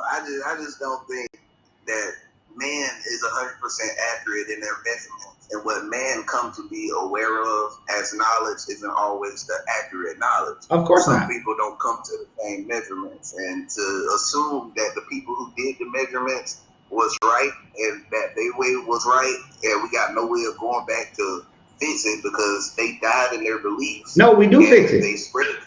We do fix it. Newton has been corrected. Einstein has been corrected. We fix it. Situations is not the same. But we cannot test the same test that they test because the conditions are not the same. Yes, the atmosphere today is not the same as the atmosphere yesterday. Like there's changes that occur, and that changes everything. It doesn't change everything. The slight variations that happen because of different atmospheric changes, different places on the planet, those things are accounted for the differences of you testing the same law. So we can test it and still get the same answer of gravity's existence. We just understand that. The only way to test it is to recreate the conditions that was present then. Like right now, the ozone now is more destroyed than it has ever been in the past due to the different consumptions and productions that we are making. But if we try and test things with the conditions now, as compared to the conditions that Einstein and all of them, the ones who still had a full ozone or not completely destroyed ozone, had It simply be different results, and we cannot change that by putting something in a room and trying to recreate the ozone inside a simple room. And if there are different, you're missing the point. In science, if there are differences in the conditions, those differences are accounted for. But in most cases, the laws by which we're talking about, there isn't sufficient differences on the planet that would make the outcome different. Like when the dude, I forgot the guy's name, who held two different sized rocks on top of, they say it was on the Leaning Tower of Pisa, but I'm not sure if that was exactly where, just like Apple didn't actually fall on old boy's head. He was looking through his window. But when he dropped those two rocks, we learned about velocity through his experiment. Now we can go to another tall ass building and do the same thing, and we will still come out with the same information that he learned about velocity. That when you get to terminal velocity and the speed that something falls at, and depending upon other attributes, what falls faster, and so on and so forth, like a rock falling faster than a feather, right? But two rocks, even though they may be of different size, because of their composition, are going to hit terminal velocity at the same time and still land at the same time. But density of an object makes a huge difference as to what level of terminal velocity an object will be able to obtain when falling. So those same experiments. It falls faster than a smaller object. No. If it's the same object, if you had two rocks and you drop them at the same time, they are going to fall at the same speed, reach terminal velocity at the same time, and then hit at the same time. If I have a granite rock the size of a nickel and a granite rock the size of a basketball, and I drop them at the same time, that basketball rock gonna hit the ground faster than the nickel rock. No, it will not. It will hit at the same time. We did this in the 7th grade at my school. I don't know if your school did this, but we did it in the 7th grade. It falls and they hit at the same time. Well, I don't know about that one. Now, if you, but that don't even seem logical. Well, I don't. Do you live in a ranch house or a 2-story house? What's a ranch house? Just flat, one level. Okay, then yeah, I got a ranch house. Well, I ain't gonna tell you to climb up on your roof, because then you climb up on your roof and fall, then you're gonna try to sue me. I can go to a parking garage. Okay. And stand at the top of the parking garage. I would love for you to go to a parking garage, get two rocks of the same composition, get one heavier than the other. Do your best to drop them at the same time, right? It'd be better if they was on a platform, like we had it, instead of having them in your hand, we had like a little platform that we dropped them off, that we pulled the platform, and then so both fell at the exact same time.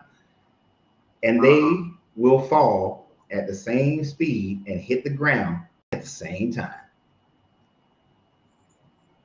Because density. Because I don't believe it. If I had a rock the size of a nickel as compared to a rock the size of a basketball, then that wind is going to be able to catch and shift the rock the size of a nickel a lot easier than it would the rock the size of a basketball. You're adding you just added a different element to it. You just added wind and wind velocity. Now, wind velocity can change your experiment. Wind is always going to be there. Oxygen, air, we're on the planet, bro. It's never not there. So I add something that's already there. No, let me give you an example. I live in San Antonio right now, right?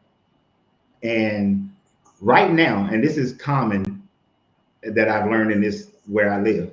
Right now, there is hardly no wind blowing, right? So if I did that experiment right now, the two items are going to land at the same time. Now, in and around about 9, 10 o'clock at night, you think a hurricane must be off the coast somewhere, because this wind be howling. That amount of wind may change the outcome because it's a heavy wind. So that's a different element that now I got to take into consideration. So when you do scientific experiments, you have to take into consideration the entire environment that you're in, right? But in most cases, the wind is not blowing hard enough that even a rock the size of a nickel is going to blow it away or change the outcome. This is why I follow science over belief. Science always trumps belief when it can be explored. The problem with any gods is that you cannot scientifically explore the concept of a god because it's all faith-based. The closest scientific information we can gain from the belief of a god or the proof of a god would be archaeology, but all archaeology is showing us is what people believed. It is not proving a god exists. Well, I'm gonna have to test that experiment because I just can't see it. Right? Test it. And how old is your kid? Huh? How old is your kid? Your child? Oh, oh, they too young. I was gonna say, take your child with you and let them see it as well. But facts over dogma, man. That's what I follow. I don't. You know, I said I seek the truth now. If you're right, you're right. I followed you, so I'm gonna come back and tell you it was right. It was right. But at the end of the day, like as far as I can see in my mind, with the conditions that like wind, like if you drop two different sized objects, there's no way it's hitting the ground at the same time. If they got the same density, if they got the same density, they're gonna hit at the same time. Same time. No change. You drop a Granny Smith apple and you drop one of them little bitty red apples, they gonna hit at the same time. If they got the same density. I'm gonna test that one. All right, man, I ain't gonna bother you too much longer. Let's just take it over. I appreciate you having me up. I definitely will be back. I appreciate you being here. Oh yeah, many blessings. Do you have a great one? I did see on, I think it was YouTube. What was the name? Somebody wanted to come up on YouTube, said they can prove giants. Let me see if I can find the name again. Aaron, Aaron, you said you can prove giants. Prove the giants. I'm putting the link back up again on Facebook and YouTube. This is for Aaron Holland only. You can come up if you somebody else, but you ain't getting on because we're not gonna have a whole bunch of conversations going with 11 people. And mind you, as a repeat, I know a lot of you guys weren't on here when I was saying this earlier. I will now be going live Monday, Tuesday, Wednesday, Thursday, and Friday. Monday, Tuesday, Wednesday, Thursday, and Friday. We'll be going live at the same time frame at 12 noon Eastern Standard Time. So we're gonna up the game, up in the conversations. It's been requested, so I'm gonna have the availability to make it happen.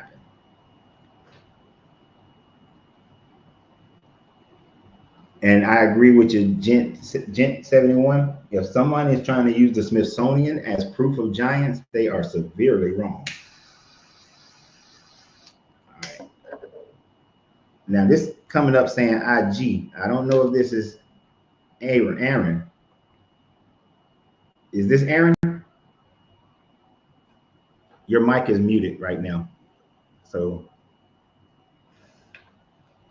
Aaron, say something. Hello? Is this Aaron? No. What's happening, Doc? This is IG from New Orleans. How you doing? I just came across your not come across your channel. Came across your channel about a month or two ago, and I saw that you was live. So you are in San Antonio, Texas, huh? Yeah. That's crazy, man. That's where I ended up after Katrina. That's my second home. So I basically just want to just share some quick thoughts. I do appreciate your content. I was also once a Christian and stuff like that and all that there about 10 years ago. I had deconstructed because I kind of saw where the You went away. oh now Now you got you. yeah. And I was saying, Doc, is that it starts to hit me when that how real the institution is. I was just like, why is God real to me? And I had to really answer that question. And when I really started to like dig into it, I said, wait a minute. you're more concerned about the belief in God is real to you. The reality of that most people who believe in it, and I have to navigate the reality of that life. I said, it ain't the fact that it's gonna be, some type of sky daddy. I have gotten to the point where I realize that I am really not afraid of the God of the devil. I'm afraid of these niggas around me. Let's I'm a not use that word. Let's not use that word. But I understand. sorry. So yeah, yeah. I'm afraid of these. I'm afraid of these people around me who have this belief. I'm more afraid of them because I said I have to deal with you while I yet live. I said I don't have to be so scared about the afterlife. I said you're going to make sure that thy will be done on earth as it is in heaven. When I read every knee shall bow, every tongue confess, that's to me as a declaration of war, of conquest. When I read scriptures and Yeah. they say stuff like, "Go, let us make man into our own image." I was like, well, when you conquer another nation and take their culture, you make them into their own image. So, Mhm. for me, Doc, I just was realizing how human the intervention of God is, especially the biblical God, the God of Abraham. I was like, it's so crazy to me. It's the temperament of a guy who constantly cheats, beats on his wife, and try to flips it on you and say you're the problem. So I'm like, of course I would want you to think after I done conquered, graped, and everything else. Of course I want the world to think that they are just as sinful, quote unquote, or as degenerate as me. So, what I'm saying? I just want to share my little thoughts, and I appreciate you as a Black American, what I'm saying, putting this message out there and deconstructing this harmful theology. I appreciate it. Thank you. Hmm. Glad to have you. Yes, sir. All right.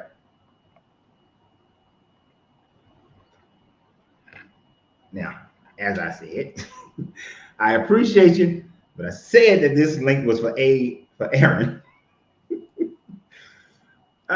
It's all right. It's all right. It's all right. I appreciate IG anyway. And IG, if you're in San Antonio, we're having our meetup in San Antonio, October 31st through November 2nd. We'd love to have you here. The link is in the description of the video on YouTube. That's at CodeFriends33 on YouTube. You can click on the link to join us in San Antonio, October 31st through November 2nd. He opened the door for a shameless plug, so I'm plugging. We're gonna have a good time. I was supposed to put out a damn program for today for that weekend. I do it tomorrow. Aaron, Yo, what's going on? going pretty well. Can you speak up though? You're kind of low. Yeah, my bad. It was my phone. But yeah, what's going on? So I've been watching the end of the live, and I wanted to jump in on the giants and Mhm. proof of God's existence, but it's not exactly it's not the existence you're thinking about. So to me, okay, so I've been saying this in the live.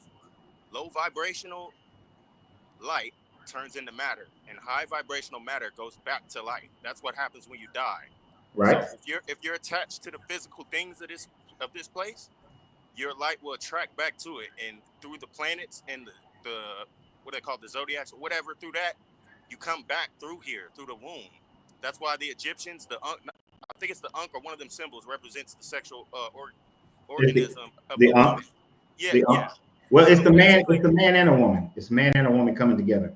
yes, basically. So, but my thing is, if nobody's here on Earth, then none of this exists because our eyes are like black holes. So the light we taking in the light and creating an image in the back of our head. You see what I'm saying? Yeah. So none of everything we see out here is just low vibrational light. It's not real, and it's projecting an image through our eyes like a black hole to the back of our head. So if God said He's the great I am, then He's literally telling you that you are God. We created this universe. If no one's here, then the universe don't exist because everything in the universe is inside of us. It's a reflection. That's what I'm trying to tell you. You're not confined. I understand what you're saying by that one, and that is a philosophical debate. Scientific too. But not, it's more philosophical because this is the old thing that if a tree falls in the woods, does it make a sound? I mean, if Basically, no, it's saying that if no one is there to observe it, then it doesn't make a sound. But if someone is there to observe it, then it makes a sound. that's correct. But we know that in reality, whether someone is there to observe it or not, it is still going to make a sound simply because of the laws of nature. It's going to make a sound. But if no one's there to hear it, then there's no sound. See, sound takes two parts. It takes the sound being made and then the person to hear it, to say their sound. Not a person to hear it, just the fact that the sound is made. But you can't say the sound is made unless you heard it, though. You see what I'm saying? Making the claim, you may not be able to make the claim based on a perception, but the sound is still made whether or not somebody is there or not. Well, if consciousness is in the area, if you're somewhere in the vicinity of a tree falling, and you don't see it, yeah, you're gonna hear it because, like I said, you're the great I am, and nothing exists outside of you. See, this is why I say this is why it is said that that's a philosophical debate, because a bird is going to hear the sound. Right. I'm not there to hear it, but a bird hears it. But I can't communicate with a bird in such a way that the bird can make that claim to me. But the bird hears the sound. It responds and reacts to the sound, the whole nine. The sound is made because the physical laws of the low vibration that you were talking about, and I can agree with you on that one, that things that vibrate, the lower something vibrates, the more matter it is. But because of the matter earth that it does exist, whether we are here to hear the tree or not, the tree is still going to make a sound. Yeah, I guess. We just aren't able to describe the sound, measure the sound. And so that makes it non-existent to us, but it still exists in reality. So let me ask you, if there's nobody here on the earth, is the earth still here? Yes, because there have been periods of time where no one was here on the earth and the earth was still here. Yeah, but you can't answer that until you're here. You can't answer that question unless you're here. So it's like, you see what I'm saying? Right. We're here and we measure it and we utilize core samplings and sediment samplings and all those types of stuff. And we measure the age of the earth. And in that measurement, we can see that there was a time frame when the earth was not hospitable for life as we understand life, as conscious life, but the earth was here. So do you think, like, let's say before humans were here, like you just said, and it was just the earth, do you think there were giant, like, let's say there were seraphim and cherubim, other serpent-like creatures that were light beings in the sky, right? And they fell in vibration, and they fell to the earth, like I was saying with Google Earth. They fell to the earth, became physical dense out, but when they fell, they died and became our land masses that we live on. Like, I'm telling you, dude, there's giant creatures all over the earth, giant serpents, faces in Antarctica, and this is not pareidolia. This is actual real. If Google Earth is real, then that is 120 million% proof that giants existed. So for them to get here, they must have had to fell from a realm of light, and fell and became densified here. That's the only way. Like, from what I see on Google Earth, that's the only way they could have got here. No, that's not the only way. The Earth has went through so many transformations through tectonic plate movements, volcanic eruptions, meteorite impacts. All types of different things have changed the face of the Earth. Just water movement changes the face of the Earth over time. I mean, the Grand Canyon is a great example of that. That doesn't necessarily mean that some light being of consciousness had to have fallen on the earth and died, and now it's an island, and that happens to be shaped like a woman. Or even with some mountain ranging faces where people say they see, and I know you said it's not pareidolia, but when you see these faces, yeah, but you can discern what is pareidolia and what's not. Like, if you were to pull up Google Earth right now, I could take you directly to a spot in Antarctica where it's 100% not pareidolia, and it's a giant head of something that is 300 miles long, and I measured it, and it's not pareidolia. So, what is that? I'm gonna say that's pareidolia. It's not though. Listen, man, I swear to you on everything. I know what pareidolia is. I can tell the differences in it. I can look at something and be like, yeah, that's pareidolia. But this right here, if you could somehow pull it up, if I could pull it up and take you directly there, you will see the giant face with a nose, everything pronounced 100%. Like, I promise. You can go on YouTube and type in face in Antarctica. Just type that in and you'll see it.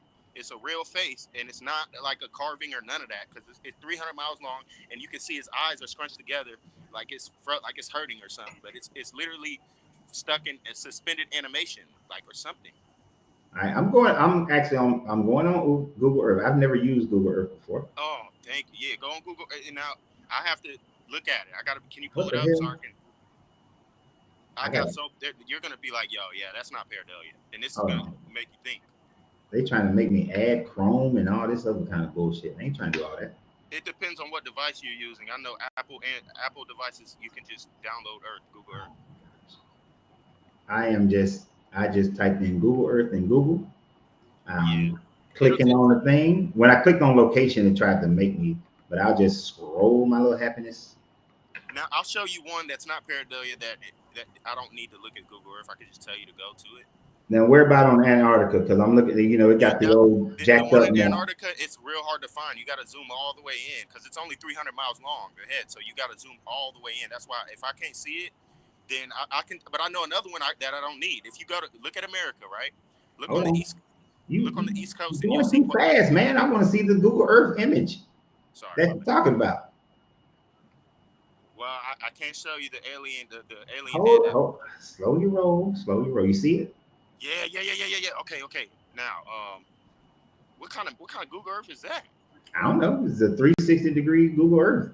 Can you zoom out? That is all the way out.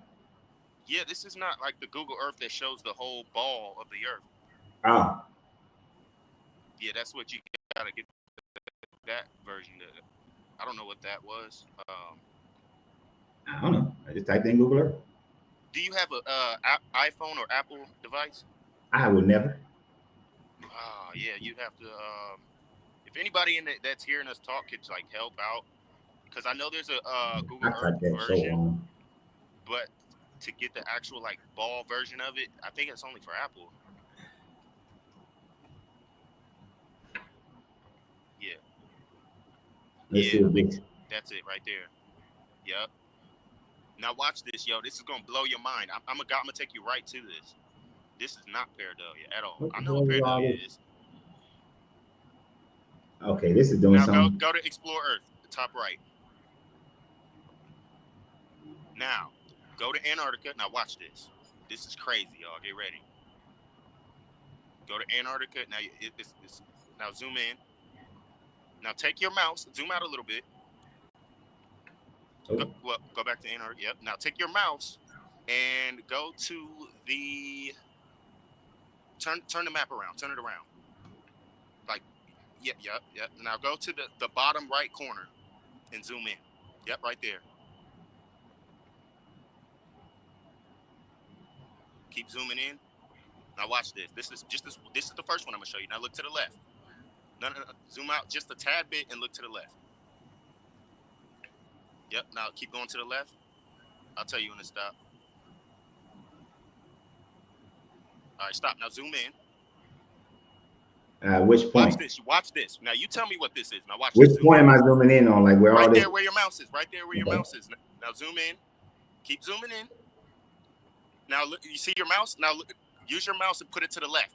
Down, bottom left. Down, bottom left. Right there. Now zoom in. Now go to the right a little bit more. Right there. Now that is a giant head. Now turn here. Zoom back out. Zoom back out. Zoom back out.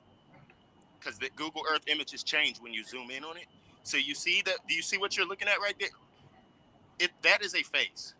Turn it. Okay, I see what you're saying. I can do like the mouth right there. No. Not that. Big ass head. No. Take your mouse and go to the right a little bit. Hold on, partner. I know y'all can't see this on TikTok, but that looks like a head, like an alien head. That goes his spine with a little. No. Right there. Leave your mouse right there. You see that little object with them 3 little white little circles below it? You see the face right there? Your mouse is right on it. Now zoom in and you'll see the face even more pronounced. Watch. Zoom in on that. You see the eye? You see that shit? Do you see that? Look, now zoom in all the way and you'll even see the lips more clear. Zoom in all the way. You see that? Now pull it down to the right a little bit. Move the screen down to the little. You see it? Yeah. Now right there. Right there. Zoom in and out, and you'll see it more. I promise you. I've seen this one for years. This has been there for years. Zoom This out, doesn't. out. Zoom out, This out. just, no, as I zoom in, this just looks like mountains. No, but you gotta zoom out. Now you see it right there, right there. No, that face? That looks like a duck lizard looking thing. Man, I wish I could. With like this curled mustache or curled lip. Nah, do you see that? See that white snow that's kind of below your mouse? Go. See that white? Down here? Yeah, right there. That's like his neck. Now look above that. You see the lips right there? In the nose? Right there. Yeah. Yes. Now zoom in on that. You see that shit? Look at the lips. No, I don't. That looks like nothing. No, man, that is a face. 100%. I'm like, no, like Gent 3071 just said on TikTok, if I squint real hard, now zoom out. You see when you zoom out and then it changes? To me, see that? You see it right there? No. That's a whole head right there inside of whatever that's. To me, you would have done better if you were saying that this was his head. That's an arm sticking out. That's an arm that's broken off. That's his neck. That's his body going down here. He's inside of a bird's beak. Put it that way. That head is inside of a bird's beak. This is some serious pareidolia. No, man. I can't. Quetzalcoatl was a giant dragon eating titans, and they ate titans on the earth, and that was a head right there. There's more, but I can't really. It's hard to do it. There's even more pronounced than that. That's pareidolia to me. It's not, man. That's pareidolia. Is there a way I can like share an image with you or something? Because I have one that's not pareidolia. I just couldn't. Other people have been able to do that on StreamYard, where they pop up pictures on since they're on here.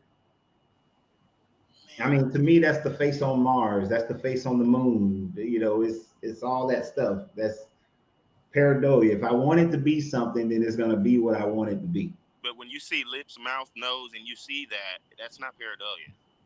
There's an island that looks like Godzilla. There's another one that looks like an elephant. There's another one that looks like a woman.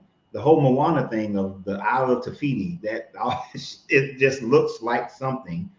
It looks like something that we are identifying, but that doesn't make it. Now, you would have to be able to go to Antarctica, drill into that mountain, and then produce some type of gold and minerals. Yes. No, not gold mineral. I need some tissue. The tissue is bone. No. You're not going to get tissue because, like that guy said in the chat, this is what do they call it when things went through the mud flood and they turn into what did that guy say? They turn into rocks. Well, he didn't say that, but I know what you're talking about. When things they get petrified. But I would need to see some information on that they've drilled down, found petrified bones and shit like that. They mine, and you know they have certain places they mine. Like there's a mining place right over a Dragon's Eye, right in South America. I could show you that too, but it's just gonna take too much time. Yeah, they drill and do all that fine minerals where the certain body parts of these beings were at, and then they like Iran, they literally live on top of what is the lion bird? The griffin. They live on top of a real life griffin, and that's why their symbol is the griffin. They live right on top of one, and it's dead and petrified. It's their whole entire Iran is a griffin. These mythical beings were alive at some point, and they somehow, I don't know how they died and fell here, but they did, and they became petrified. No being of that size will be able to live on this planet. Exactly. That's why they fell here. They fell here, and the trees were giant, but I think whatever happened, we lost oxygen on the earth. The earth lost oxygen, and everything got smaller. Like the trees got smaller, everything did, even we did. Everything used to be super giant in size. The whole earth, everything got smaller due to lack of oxygen. The oxygen levels went down. I don't know how it works, but I'm 100% convinced. I just don't know what killed me. So there has never been a core drilling sample they might be, but I'm just saying what we've seen. There's never been a core drilling sample that has demonstrated that the oxygenation on the planet was at such level that these giant beings could have even existed. That even as a 9-foot person could not have existed. They're not going to tell you if there were beings that live here 100 miles long. Why would they tell you that? Why would they tell you you're living in a physical realm where there were giant mythological beings that was here and died? Not dinosaurs, but even worse, scary than that. That's what I'm trying to tell you. Like this realm is not. You can't say, "Oh, prove God." Like, we're living in a weird ass realm, and if there is a God, it's us. I will agree that we live in a weird universe, a weird realm. That there are a lot of things that we don't understand, that we haven't quantified yet. But as we have grown in our sciences, further than any other time frame of recorded history, I'm saying recorded history. We don't know what was pre the last ice age. There's a lot that we don't know, but there's a lot that we do know. All right. And even though there is more that we don't know, but there hasn't been sufficient evidence. You would have to have the whole world come together to say, we're going to deny this. The whole world would have to agree on it. For it to be true? No, yeah. In order for it to be true, okay. How old are you? How old are you? I'm 35. All right, you're 35. I'm 53. All right. So you probably don't remember life during the Cold War. No. Right? There is absolutely no way that if the Soviet Union had discovered something that was opposing to what America was saying, that them jokers would not have made it so, have said, nah, America's wrong. They were living their life to diminish the authority of America, just like America was living its life to diminish the authority of the Soviet Union. There is absolutely no way the Soviet Union and America would have been in agreement to continue some mindset of falsehood. Yeah, but everybody's individual. You can't just say, "Oh, everybody agree on this. It must be true." Like, obviously, the truth is something barely anybody's going to believe on. So I think if there is, I'd take there being giants on the earth over dinosaurs, because everyone believes in dinosaurs, but that ain't true. Because we have petrified remains of dinosaurs called fossils. No, them is all replicas and fossils. Them is replicated fossils. They're not real ones. Go look it up.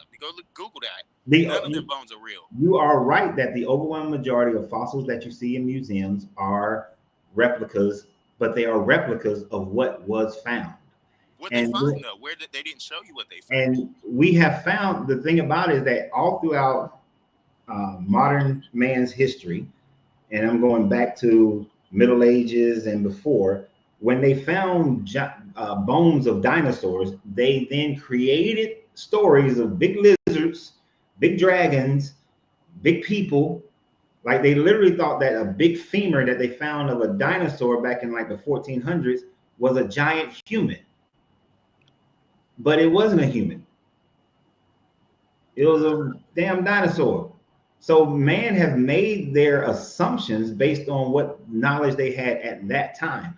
And what people are doing is carrying forward those misinformed, the lesser known scientific information about what they actually found.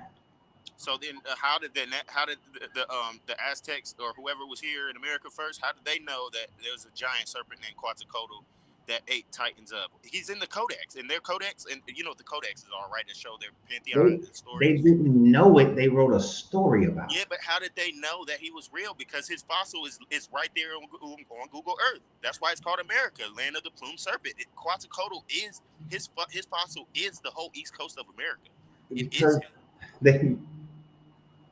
how did they know that? They created that story, and then as we develop more scientifically and being able to have things where we can satellite imagery and look at the Earth from a distance, then people laid that name on it. It's just like the dude who went to Florida, saw the Touré tree, and then said, "Oh, that's gopher wood."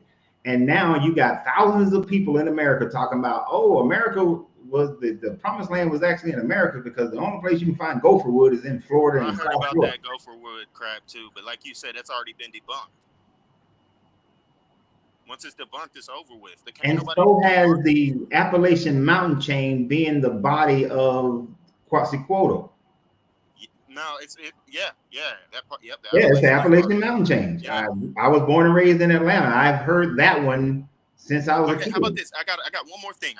If you can go to Google and type in Quetzalcoatl Codex, and it will pull up that exact dragon that I want you to see on Google Earth, because the codex that it shows, it's actually shaped in the exact form that it is on Google Earth. It's so weird. Dude, this is weird. Yeah, type in weird. It is But that weird doesn't because make it true. I think it's true that he existed here, but I don't know how he died and how he got here. That's the only thing. I know I 100% think he was real. I just don't know how he got here. But you're going to see him. Now type in Codex next to it because there's a bunch of different images of him. But the Codex one is the original image. And he's facing towards the left, and he's got a giant in his mouth. Same way he's facing on Google is the same exact shape, form, and direction he's facing on Google Earth. Now, I think these serpents were eating titan, giant, human-like beings. They was eating them and killing them. And something, I don't know. It was a giant, weird war that they was just killing them. Weird, what do they call it? Chaotic war. Just chaos, man. Just a bunch of soup full of just destruction and just weird creatures and just, yep, that's it. Now, if you go to Google Earth and you put the images right next to each other, right there on Google Earth where Quetzalcoatl is, you can see the outline. I don't even got to point it out like the last one. He's going to pop right up in your face. And you put them next to each other, you're going to be like, yo, that is that. That is that. I'm going to be like, yo. You see that human in his mouth? That is a titan. Yeah. That's not a human. That is a giant being, human being. You can look it up. And I would most likely be like, wow, I can see how people can just think things like that. No, but it's not thinking. Yeah. Your eyes see what you see. You can think what you think, but if I show you this dragon on Google Earth, you can't say that. You got to go with what your eyes see, and it's either pareidolia or it is what it is. One of those two. It's pareidolia because I mean we even call it because I ride motorcycles, so we call it the dragon's tail. The bottom part of it is called the dragon's tail. We call it that. That's symbology. I'm not talking symbology. But that doesn't make it Quetzalcoatl. But I'm not talking symbology. I'm talking literal. If you want proof of God, this is the closest to the weirdness of God you're gonna get is these dragons and serpents on the earth. So people claim that the face on Mars is proof that the Anunnaki story is real. That face on Mars is not as what is the word when you can see like lines and certain specific things to make it not pareidolia? That's pareidolia. Until I can zoom in on it and see the pronouncedness of it, the profound, it's not. No, it's pareidolia. But people are looking at it and they're saying that that's proof that that Lamu had left on I forgot the name of the damn planet. That Lamu had left because he lost the fight against Anu, and then he came to Earth and found gold, and then Enki came and kicked his ass. But out of respect for Lamu for finding the gold that they needed, they built that image on Mars out of respect for Lamu. Now, I wouldn't say the image it is pareidolia. I won't say it isn't. So you gotta be open-minded. So I wouldn't just shut it out and say, oh, it's pareidolia. You feel me? Like I would always leave it 50-50, like until you figure out. I wouldn't just cut it out. Until we can investigate it and test it, then it's pareidolia. Once we can do that, until that happens, it's pareidolia. Just like you don't know if it's real, just the same. You don't know if it's pareidolia. I'm 50-50. I'm not getting. I will leave a door open, but until we go and investigate it, it's a closed door. Well, we're not going to be able to investigate it. So well, they got a crack in it. Let me put it that way. Well, the closest you'll get to that face on the moon is going, like I said, going to Google Earth and finding multiple images of serpents, dragons, and beings that are these multiple. I mean, multiple. Dude, there's one in the ocean, right in the ocean, the Pacific Ocean. There's a giant. I don't know what he is, but it's a human-like figure, and he's 500 miles long. It has his feet, the pronouncements of his feet. He even has a penis area. He's got shoulders, arms, face, and horns coming out of his head, and he is laying on the ocean floor. Dude, I don't know what it is. I've seen this on there for years, and I never could get an explanation. There's only been one other person that found this being on the ocean floor on YouTube. Only one person. Me. I'm gonna have to hold off on that. I understand what you're saying, but I'm gonna have to hold off on that. Just like the mountain rock thing that looks like an elephant. That's the giants. This video you got is about giants, and I'm the best person you're gonna talk to about it that has any kind of proof. If you were to stay on Google Earth right now, I could. But that's not proof. Because something looks like something doesn't make it proof. So you're not a human being because you look like a human, but you're not one. No, I'm a human being because you can test me to see if I'm a human being. You can test my DNA. You can test my blood. You can test my skin. You can test my organs. You can test to see if I'm a human being or not. And you can test these. If you went to the mountain, if you went to where Quetzalcoatl was and ripped up a piece of his head, you're gonna get grass and mud, right? But if you dig deep, you're gonna start getting minerals. Those minerals are the same minerals that make up that part of the body, just on a bigger scale. You see what I'm saying? So you're looking for meat and flesh and blood and all that. No, you're not gonna get that. You're gonna get petrification of a giant, huge beings that turns into stone. And on a smaller scale, that's where you get rocks everywhere from. That's what I'm saying. Everything was alive at once. It just fell into matter.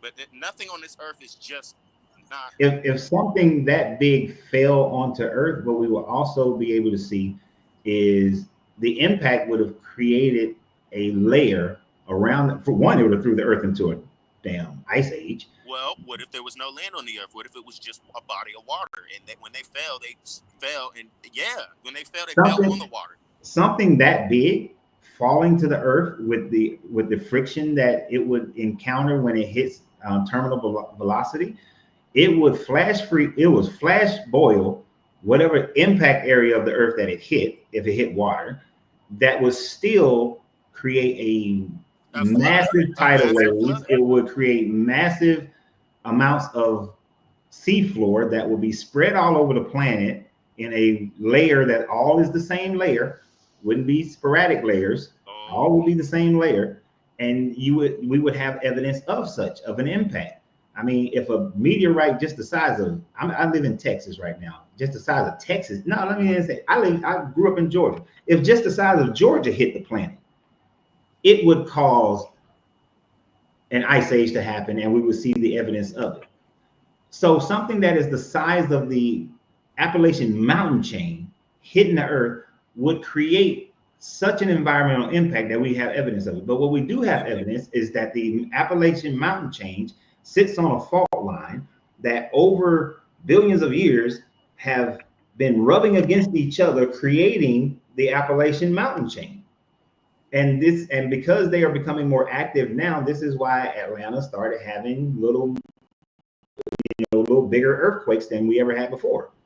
I mean, they're still incredibly minor, but I think it was like 2006 when we had a 4-point earthquake, because it's tectonic plates rubbing against each other.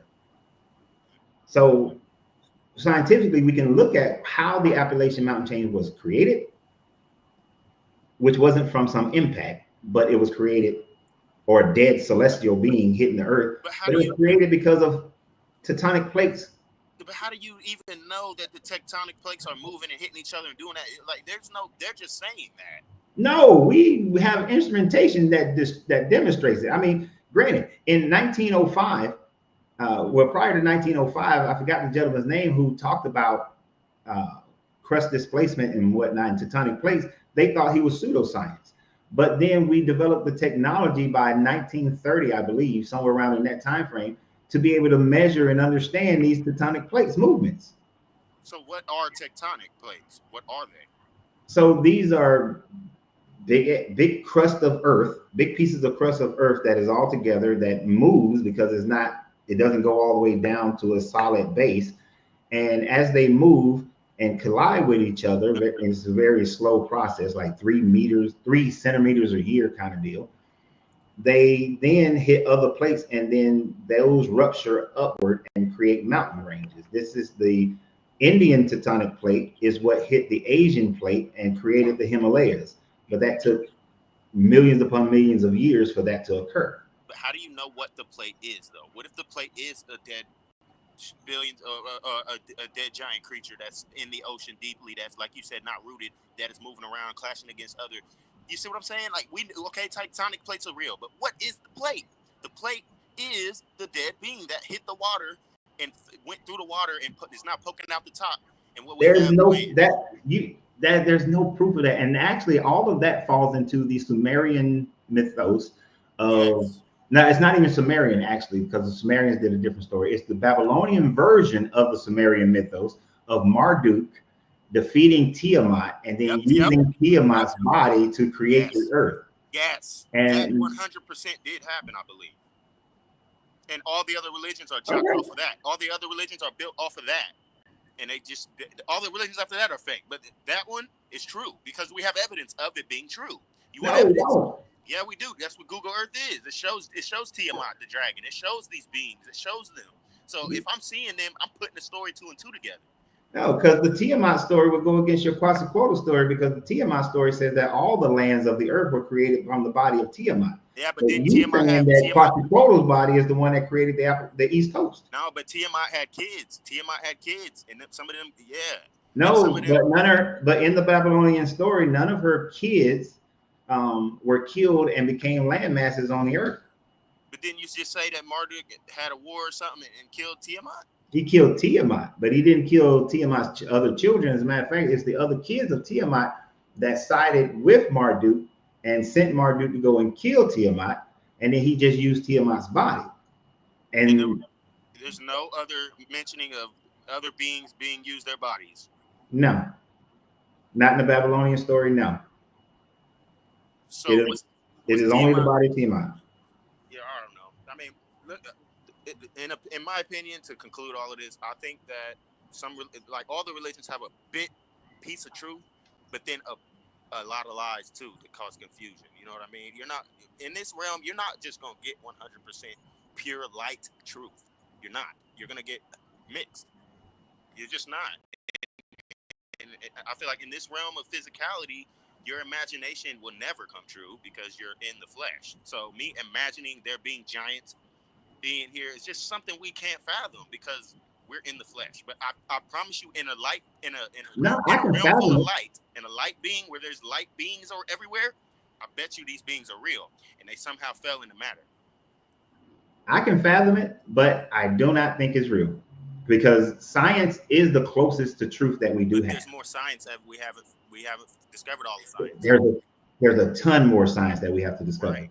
But from the science that we have discovered, the science is not backing the Tiamat story at all. Actually, science is backing more of the story that Mars was more than likely a moon of another planet that stood between Jupiter and Earth, and that some type of collision occurred that broke that planet up, and which that then created the asteroid belt, and Mars fell into its now orbit, because Mars acts more like a moon than it does a planet. But there is debate, because it seems that there's not enough material in the asteroid belt that demonstrate that it actually was a planet. But of course, a lot of the debris would have went elsewhere instead of staying within the asteroid belt. Now, is that some of that debris part of Tiamat? Well, this is where the Babylonian Tiamat story possibly derived from. From that, science just goes so far back, and then before the science begins on how all these elements shook up and became how they are, before all of the fragments and all of that, there was one being. There were beings that were big, and when they somehow became these minerals and became even the planets. No, the planets were they gave deity or beinghood to the planets, like Marduk representing Saturn. You know, they gave a person, or Gaia representing Earth, Jupiter and Zeus being one and the same, representing the planet we call Jupiter. But when they looked at this asteroid belt, or there may have been a planet at some time frame that was the asteroid that became the asteroid belt, then a story is created. How do you know it was a planet that became the asteroid belt? Well, most of the evidence thus far, and this is still inconclusive, this is still being looked upon right now. They've been debating this. They've been looking at this ever since the 1960s is the time frame when this started coming out. But in watching how satellites, when they collide and explode in space, and seeing how the debris field is then created from that satellite, that is what inspired people to start reconsidering the asteroid belt as a planet. Plus, there's another astronomical law, and I can't think of the person who realized it, but there's a certain amount of distance that the planets are separated by 2 by 2. And there seems to be a problem with that. There should be, based on this rule, every other planet in our solar system fits the 2 by 2 distance, except for the fact that where the asteroid belt is, there should be another planet. That's the only anomaly in this rule. And since the rest of our solar system fits this rule, the thought and the scattering field, looking at scattering fields, that's why it's leaning more and more towards that there was a planet there instead of Mars. Okay. Instead of just Mars, and that Mars would have been a moon of that planet. So have you ever seen like them videos that show what stars really look like? How you see what I'm saying? Where it shows what a star really looks like, where it looks like it's floating in something and it looks like it's a wheel or something spinning electric all around it. Have you seen a real actual star? Yeah, with all the explosions and the electromagnetic fields around it, and yeah, it looks like it's in water. It looks like it's in water, and it's got like a whole bunch of stuff moving all around it. You seen them before? Yeah, kind of liquidy, like liquid fire. Yeah, it don't look like nothing like the stars they told us it was. So what I'm saying is, if they lied about what stars really look like and really are, then how do you know that them planets aren't a part of a giant, a much giant being? I don't think we can put it in the case of them lying about what stars really look like. It's just as we develop more and more technologies, we start to see more and more what something is in comparison to what we thought it was with lesser technology. So you don't think stars could be beings up there, just sitting up there? No. See? But I've seen stars. I've seen real actual videos of stars that look like they're beings. They don't look like just a thing, just a star. It look like there's something up there stuck inside of something wheel or something moving it. No, they're alive. They're actually conscious and alive. I've seen these people trying to make it seem like because of the way stars appear through certain levels of telescopes, that it looks like a wheel upon a wheel. Yeah. And they're trying to say that those are the angelic beings that Ezekiel was talking about. But no, I'm not going for that. You don't think it looks like that? No, because when we look at our own star, if we was millions of miles away from our own star, then it would look like that as well from that perspective. But when you're up close and personal to it, it doesn't look like that at all. Our sun, which is a star, does not look like what these stars look like millions of light years away, because of the level of telescope technology that we have. If we had the telescope technology to be able to look at a star like Andromeda the same way that we can look at our sun, we will not see wheel upon wheel. It will not look like that. Oh, so it won't look like it's just floating in water and stuff moving all like that. It'll look just like our star, unless it's a red dwarf or, a red giant or a white dwarf. Of course, it's going to have certain other elements that would look differently. Well, that's all I got to say for today, man. I don't know any other proof. I tried to get as deep as I could with you to get something, but hey, I don't know, man. My only thing closest to imagery proof is Google Earth. I can't really, you know what I'm saying? I can't zoom out anymore to get a better picture. I hear you, and I understand. And a lot of stories have been created because people looked at land masses and thought certain things. A lot of your Pacific Islander stories are based on how they looked at some land and thought that it was a giant person or god or goddess who was that land. And it's just completely wrong, right? Yeah, they haven't seen any proof that those are those beings, and we can realize that most of those Pacific Islands almost all of them are created from volcanic eruptions. Oh wow, yeah. See, I heard volcanoes were just dragons that exploded, but I ain't even gonna get into that. No, I'm not going there. I ain't messing with man, you. it was good talking to you, man. I will definitely keep listening to the live, and if anybody comes up with some crazy info, man, you already know I'm chiming back in. All right. All right, good talking to you, man. Talk to you. Oh, let me do that. Hold on, let me do the kick. Let's see what we got over here on TikTok. Gent 71 is coming up on TikTok, y'all. Hey, bro, I won't waste much of your time, but I felt compelled. I had this urge and need and overwhelming desire to come up and say thank you. I love the way you challenge people's preconceptions. You do very, very well at it. Thank you.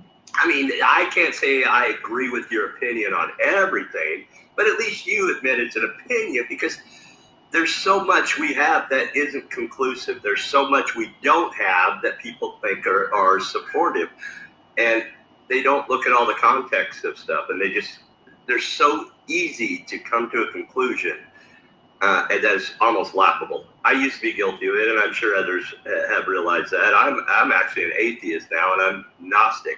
I want to believe in some of this stuff. I really do. I would love to believe the Anunnaki story.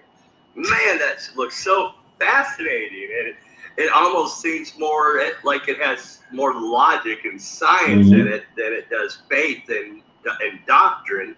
But even that is unreliable. We can't know. But it seems more plausible to me.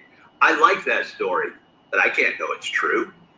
I mean, historical evidence past, I'm going to say past 1,000 years, anything past 1,000 years is always going to be an ongoing, questionable investigation. That's why I was arguing with something in the chats about science. Science doesn't conclude. It amends. Right. It comes to a hypothesis, and I mean, like the Big Bang, we have a really great theory on the Big Bang, but even it's amendable. I mean, they're finding new information out all the time. Science doesn't set itself in concrete and not leave itself a back door in order to make amendments and evolve with the new information that is provided. That's what I don't think a lot of people that come on, especially people that come on TikTok, have that understanding. They often try to use science to prove their preconceptual ideology behind religion, or their observations of what they see on the moon. Like we've heard today, these are just observational opinions without all the context that truly can be provided. And we don't even have all the context to be able to come to a conclusion on almost anything historical. It's always ongoing. So, I mean, we learn from the past, but we don't settle on what the past says. We continuously study it. Continuously. It's ongoing, because we never know what kind of new information we'll find. That's absolutely correct. And even archaeology because archaeology is a science, it leaves the door open to be amended as well, because we do find new things. Discoveries found in Göbekli Tepe and Taran Tepe has changed our perception on the oldest civilizations in the Mediterranean area. It's changed our perception of the hunter-gatherer, has been changed if people are willing to be open to it, to the information. But even the idea of the hunter-gatherers were these nomadic tribes, well, Göbekli Tepe demonstrates that they were still hunter-gatherers, but they created a place, a homestand that they went out from and then returned back to. And they had cultivation, they had religion, they had people who lived in those facilities. So even the ideas of all hunter-gatherers just nomadic people, that has to change now, because we're finding out new information. And that's the beauty of science and all the sciences, is that you have to be amenable to new information, whereas religion pigeonholes you into one format, one thought, that you can't change from that anything that subverts that has to be wrong, or you have the wrong context, or you need the Holy Spirit or some other divining rod to make you fit back into your same status, your same thought process, right? But even when we look at religion, the doctrine of religion changes century after century after century. So they amend their religion the same way that science amends. It's just they amend it to fit whatever the culture is of that day. But like you said, I don't believe in any of these guys, because you can't prove them, you can't test them. But it'd be great if one of these stories is correct. I particularly agree with you. For a certain extent, I like the Anunnaki story. It would be great if the Anunnaki story was actually real, because I want to leave this planet anyway, because humans get on my nerves. But Right. BBF Scotty. But then the Anunnaki was some effed up people, though. Whatever you want to call them, people, beings. I don't think that they came from a lot of people don't Nibiru. even realize that in the Anunnaki story, it wasn't describing one set of beings, like one species. They consisted of multiple different species.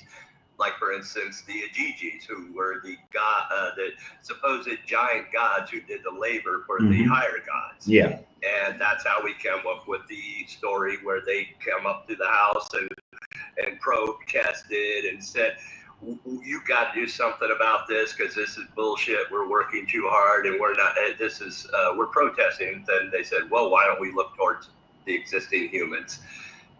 I mean, that story would be amazing if it was provable, because it seems more logical to me.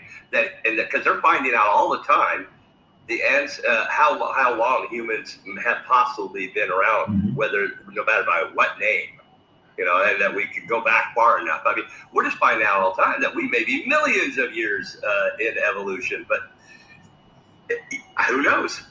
And not only that, the story that you're mentioning of the Igigi, supposedly, this is where the sons of God came down and had sex with the daughters of men. This is one of the stories that you can get from that. It depends on if you're looking at the Sumerian version or the Babylonian version. So, because they do differ. In the Babylonian version, Marduk decides that he wants to marry a human since he cannot become king of Earth. I mean, king of Nibiru.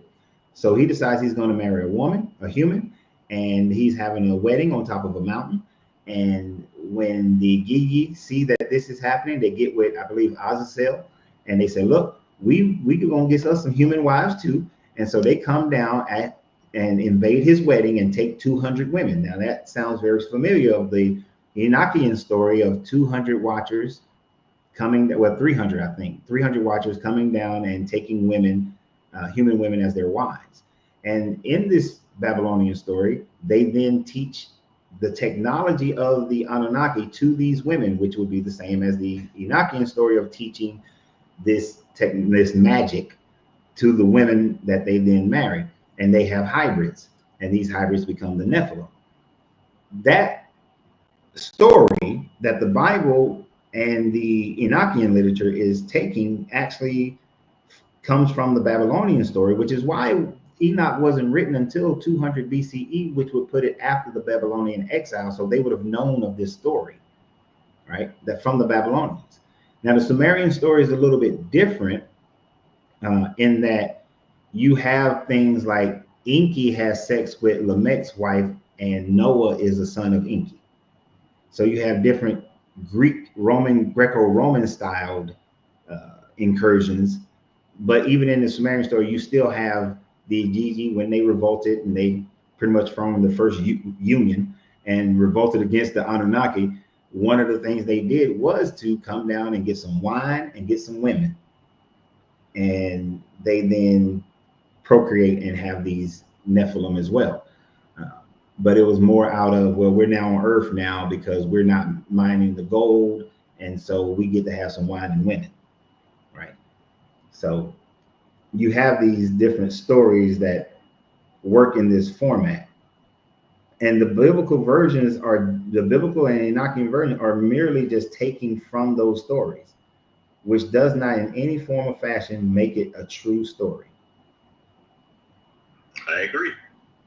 A lot of the Bible does that. They take the older story writings and just make it their own. Apparently, that's what it seems to me. So I like you. I appreciate you, brother. No problem.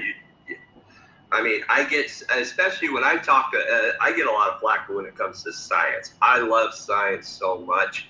I tend to rely on science a hell of a lot more than mythology and, ideologies or preconceptions or all these man-made passed down ideologies. All of this has been filtered through the minds of men, and too many people are reluctant to settle for that without doing their own research, without using their own critical thinking or comparative studies.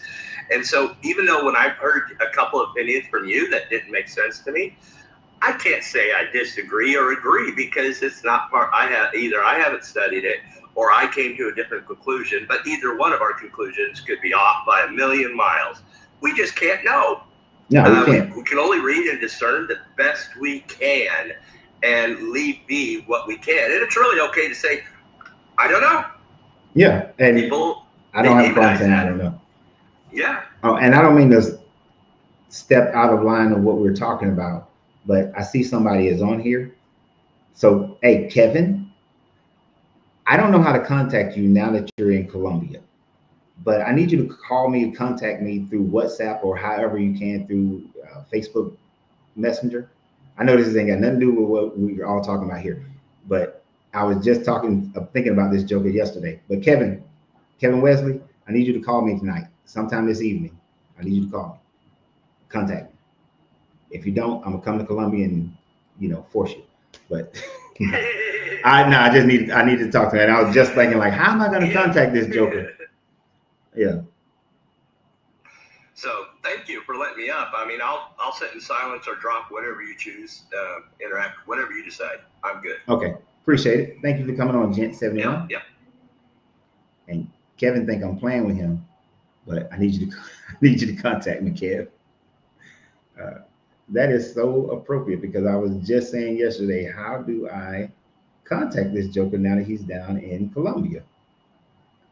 Gent 71, I don't know how to. Oh no. Oh, I'll go ahead and drop if that's what you'd like. I figured it out. There you go.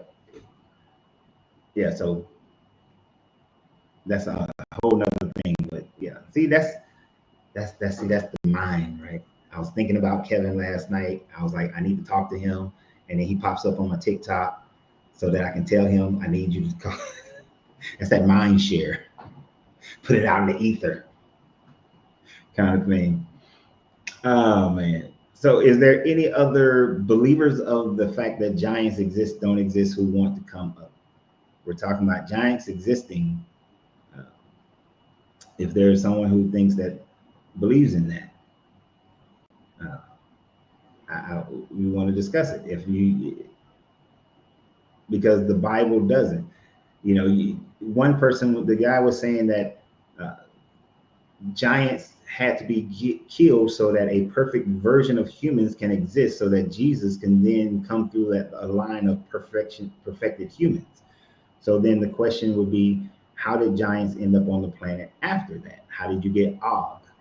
How did you get the Anakim or some Anakims? How do you get Goliath and his brothers? You can do it through these apps as well. Okay.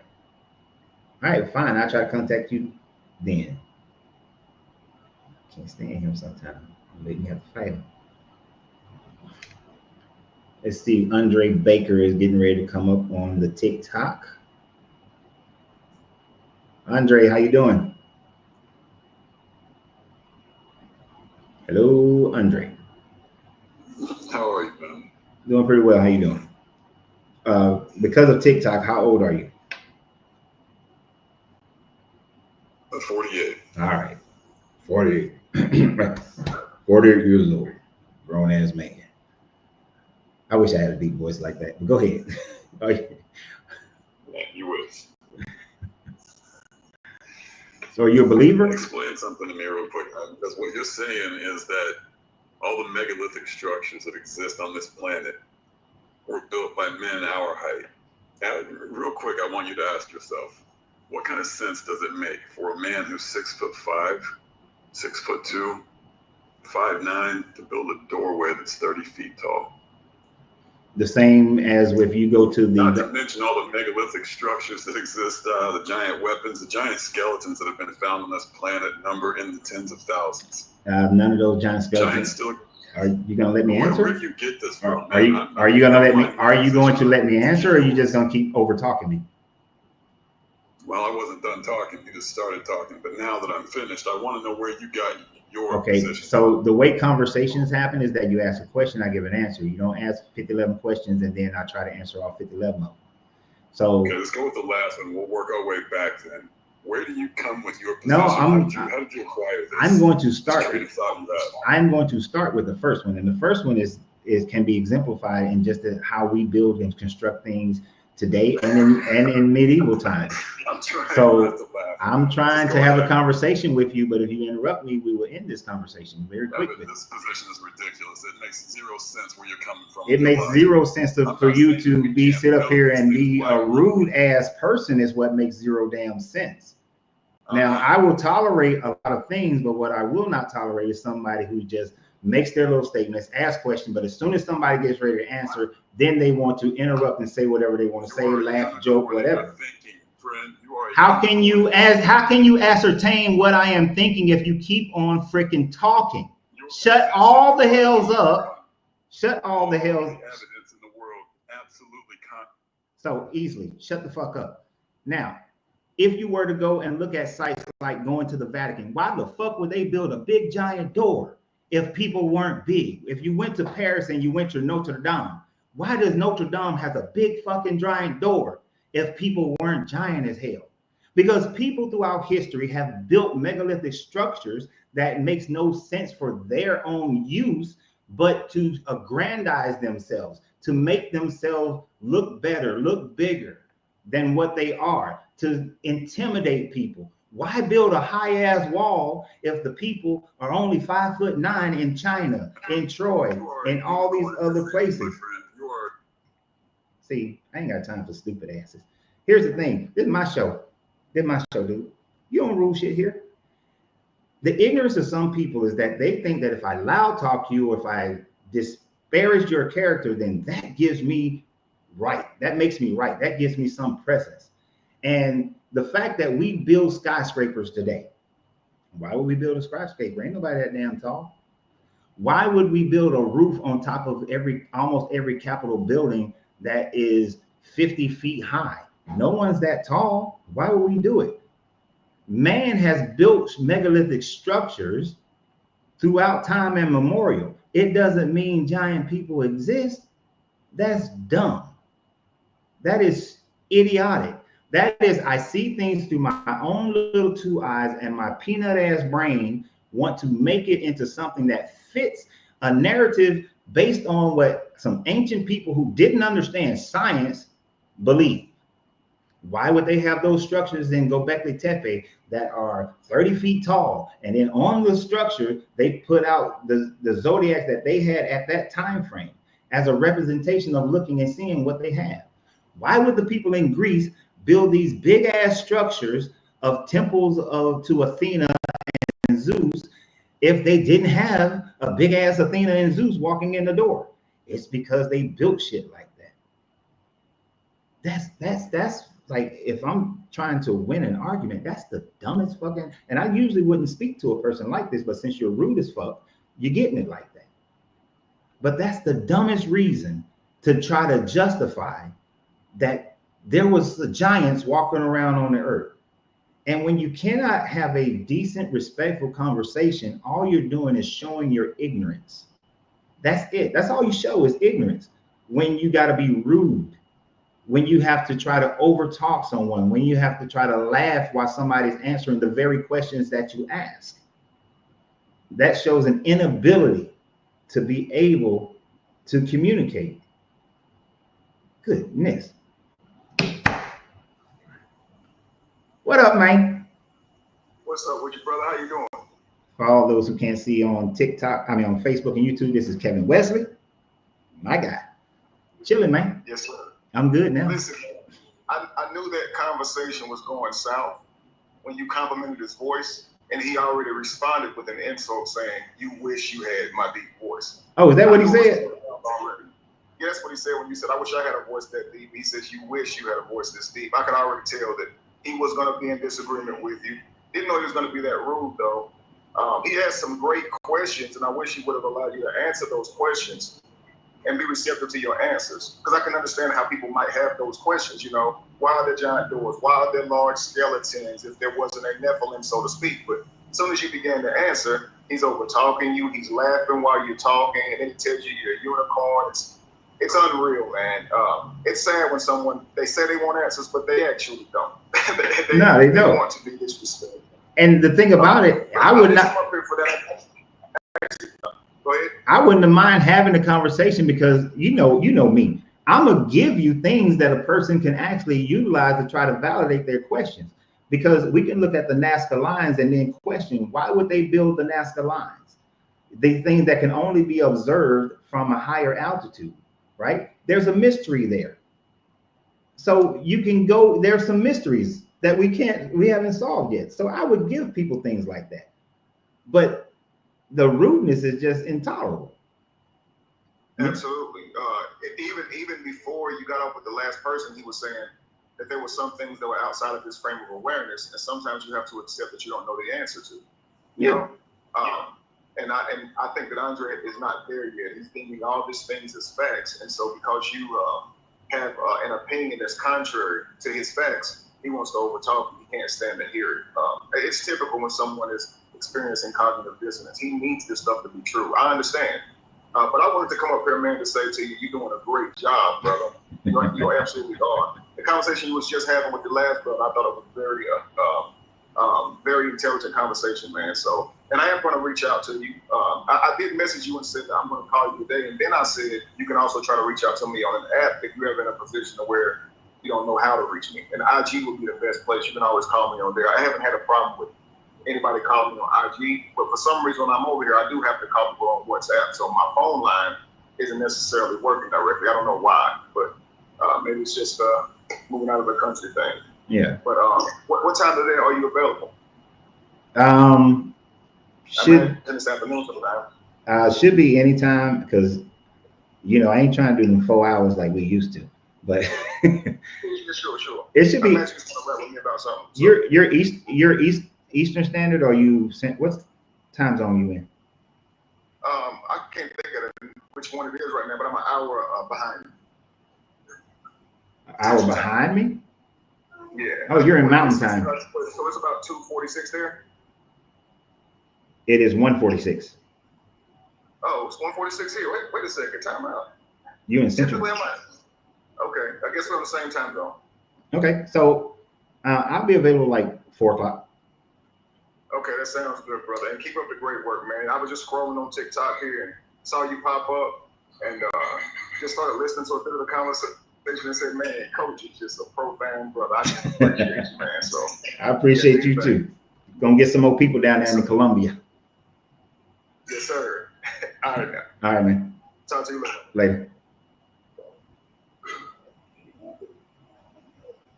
Yeah, we're gonna have to have another conversation about moving down to Columbia for some folk. So let's bring another person up. Asan Allah. He's in the Eastern time. Now he said he's in the he's in Central if it's 1:47 right now. But many of you guys know who Kevin Wesley is. I do. It was that brother that got me to do this on a wider broadcast. Before that, I was simply doing these to create a library for my children. But it was in support of him, and when he walked away from Christianity, that I started doing this in a broader sense. So I will always be thankful for him letting me on his platform the way he was doing back in about 8-9 years ago. So, and if you don't know, Kevin has moved down to Medellin, Colombia, where they are, preparing and building to create a community down there. I don't think there's any giants running around Colombia, so I think they're pretty safe. I think they're pretty safe being in Colombia. So let's get back to the conversation about, can you prove that some giants existed? Rupert is saying, thank you. How can people believe in giants when there is no proof? That's the main point. Why believe in something that you have no proof of? Ricky say, I remember that good times. Which Ricky? Let me put my glasses on. Let me see this picture of Ricky. Is that Arizona Ricky? Nah, that don't look like Arizona Ricky. Thought that was Arizona Ricky. So the question that we've been endeavoring to discover is that since there's no proof of giants, as Rupert just said, since there's no proof of giants, why are people believing in giants? And when we look at when people look at the pictures that they're claiming that they've seen, there has not been one case of any of those pictures being validated, being proven, have went through peer review so that those pictures are validated.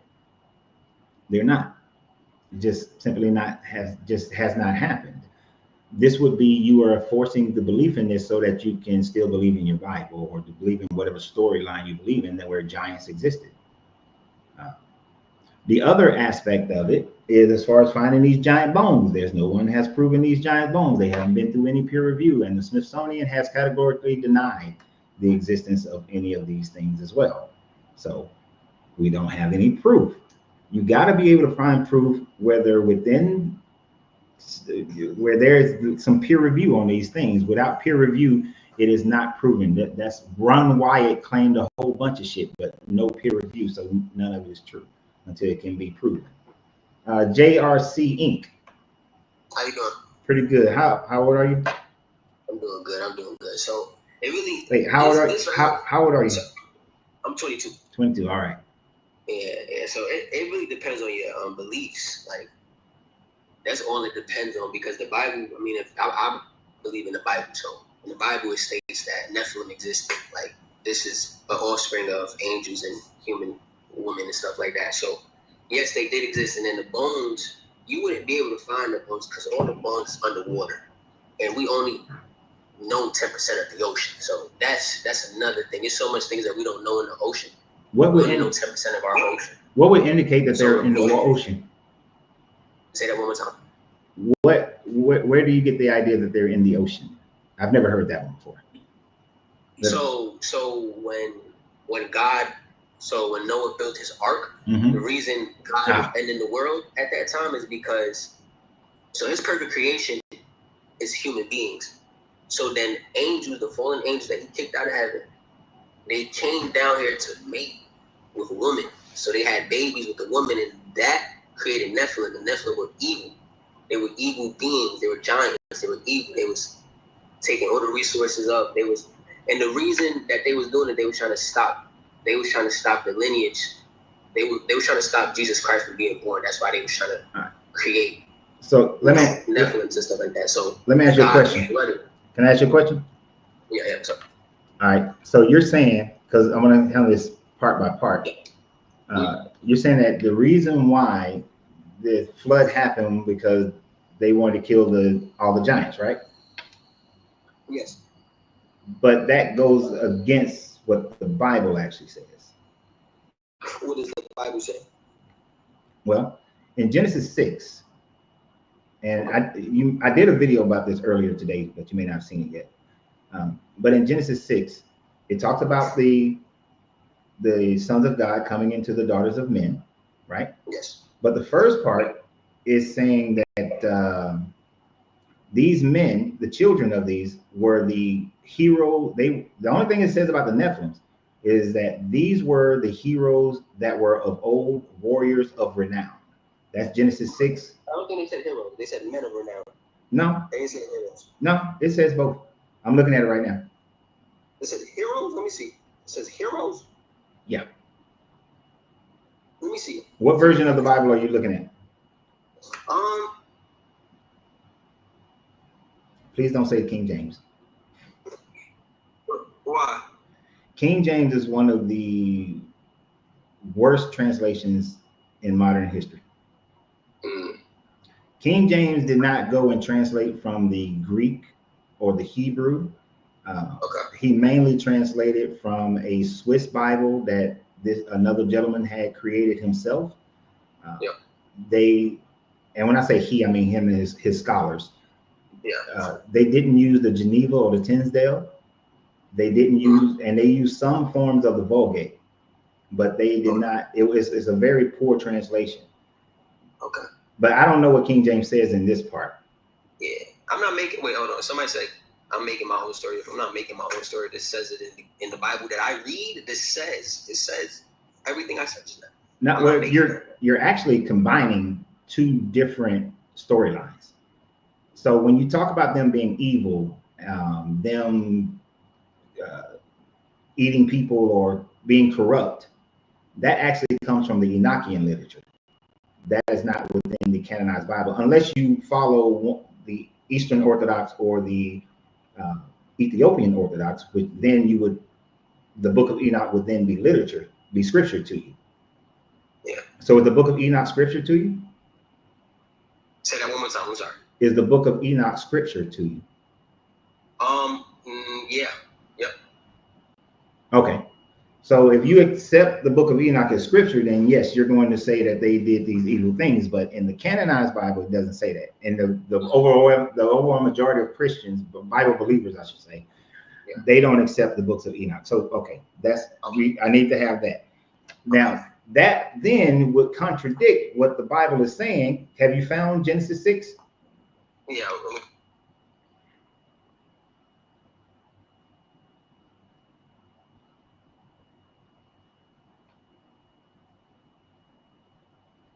These are the giants. Okay, Rupert, what version are you reading? Because I have seen the version, I think the King James, I know he's looking right now. So Rupert, your King James, I think King James says the same became mighty men which were of old, men of renown. The RSV updated edition calls them heroes, but mighty men which were of old, men of renown, and calling them heroes is synonymous with each other.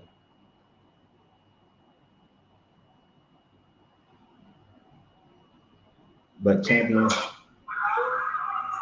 you back? JC, JRC, God man, JC. Yeah, KVJ. So the KVJ still, it says renowned men of old warriors, champions, just like Goliath. Well, it doesn't say warriors, champions like Goliath, but mighty men which were of old. JRC got something going on right now. He's muted himself. But if he's still listening, when you continue reading Genesis, yeah, I guess you can't be doing no TikTok live while you're at work, JRC. I don't know why he did that. But when you continue reading, I don't know if he's still able to listen, but it talks about giants only in that format. Now, Enoch paints a much larger picture of them doing a whole bunch of wicked things. But according to the Bible that most people believe, when it talks about the Genesis story, it says in verse 5, then the Lord saw the wickedness of humans was great on the earth. Didn't say the wickedness of giants or Nephilims or fallen angels. Wickedness of humans were great in the earth, and that they were and that every inclination of thought of theirs was only evil.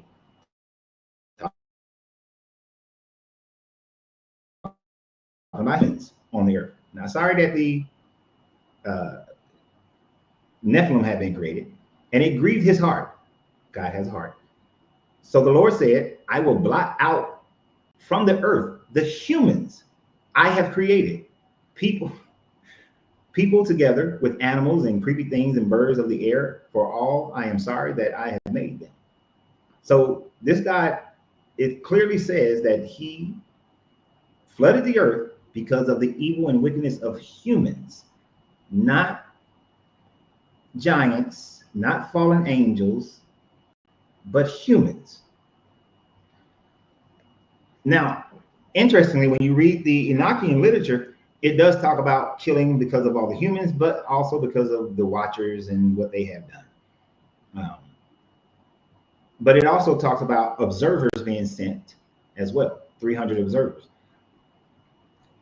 But interestingly, in the Enochian literature, and I hope JRC goes back and read it since he says that that is scripture to him, it talks about how the giant Og was tied to the mast of the ark so that this giant Og also survived the flood, which would go against the biblical story of just Noah and his sons and their wives being the only survivors, if the books of Enoch says that Og also survived and was tied to the mast. So you would then have a contradiction in your story if you were to accept the Enochian literature, and yet still accept Genesis 6. So JRC, you would have to, and as many people do, figure out some way to negotiate that contradiction. And that would go for anybody who follows the Ethiopian, the Eastern Orthodox, or who looks at the Enochian literature and say that, who is Og? So Og is the king of Magog. And Og was supposedly be from the lineage of giants after the flood. And he was written to have survived the flood in the Enochian literature so that they can then justify how is Og and other giants still around during the time frame of, after the flood. And by the way, since you asked who's Og, you have to understand Og is a person who is from the city of Magog. So when you look at Revelation and it talks about being attacked by Og and Magog, those are not two separate countries that they always trying to say is Russia and China. Well, now they say it's Russia and China. Back in the day during the Soviet Union, it used to be like, oh, it's the Soviet Union and it's somebody else. It was Iran and the Soviet Union. They always change it. But Og is just the king of Magog. Have you been on YouTube in a minute? I haven't seen your lives come across. You check your notification, Crimson, because I've been on YouTube like a champ. I'm on YouTube right now.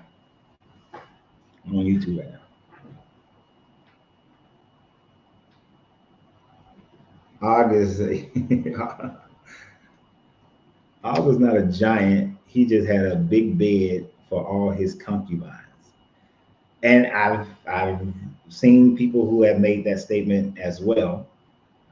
In the Enochian literature, Og is a giant. And in the Bible, I think Og is a giant as well there, Rupert. Hold on, let me check.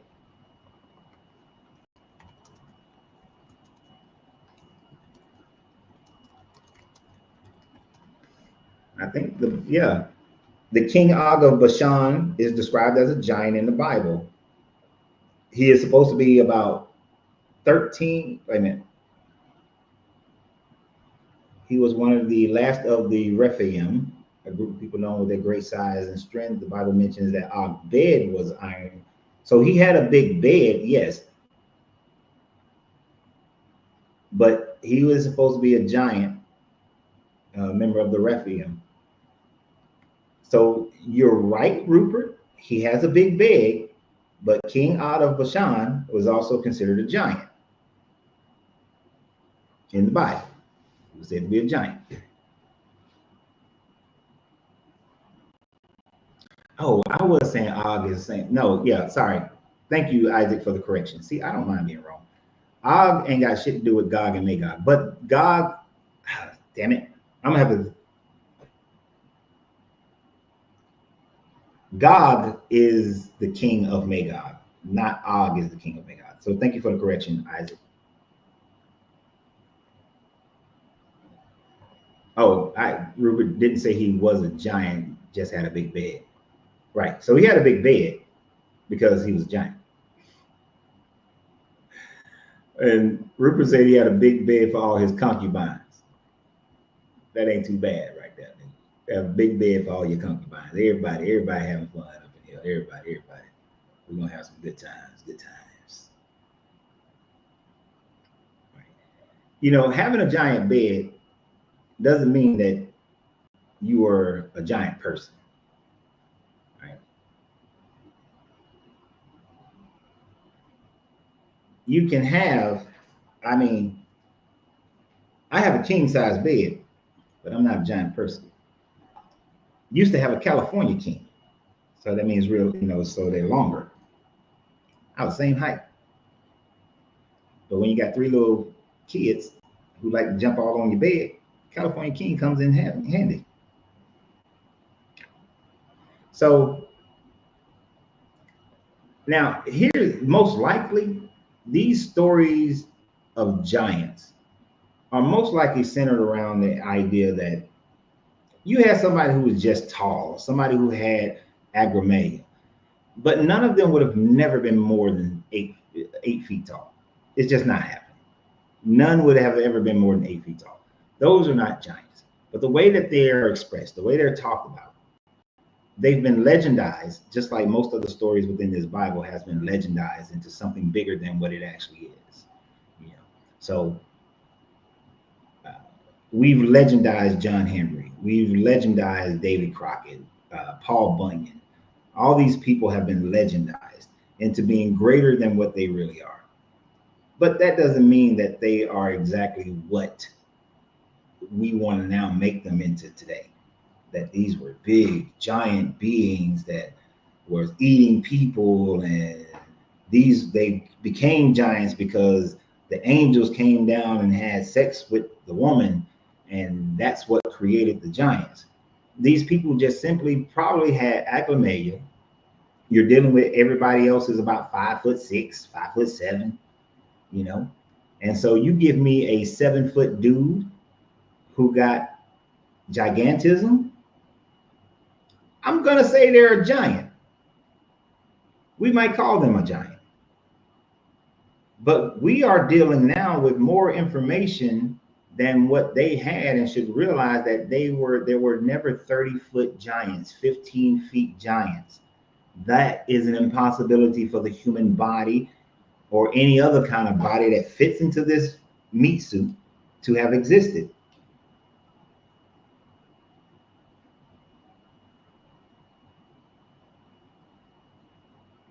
It doesn't work. It doesn't fit. And what I would want to get across to people who are believers of this book, if you are misinformed on simple things like that, then could you not be misinformed on a whole bunch of other things? A whole bunch of other things. 3 cube law says that there is absolutely no way that anybody can be more than, I think it's like 8'4" or something like that. It's an impossibility. It's just not going to happen.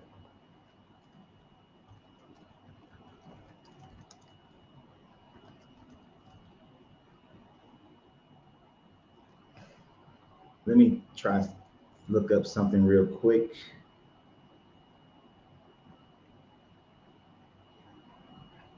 But it's just not going to happen. It's just an impossibility.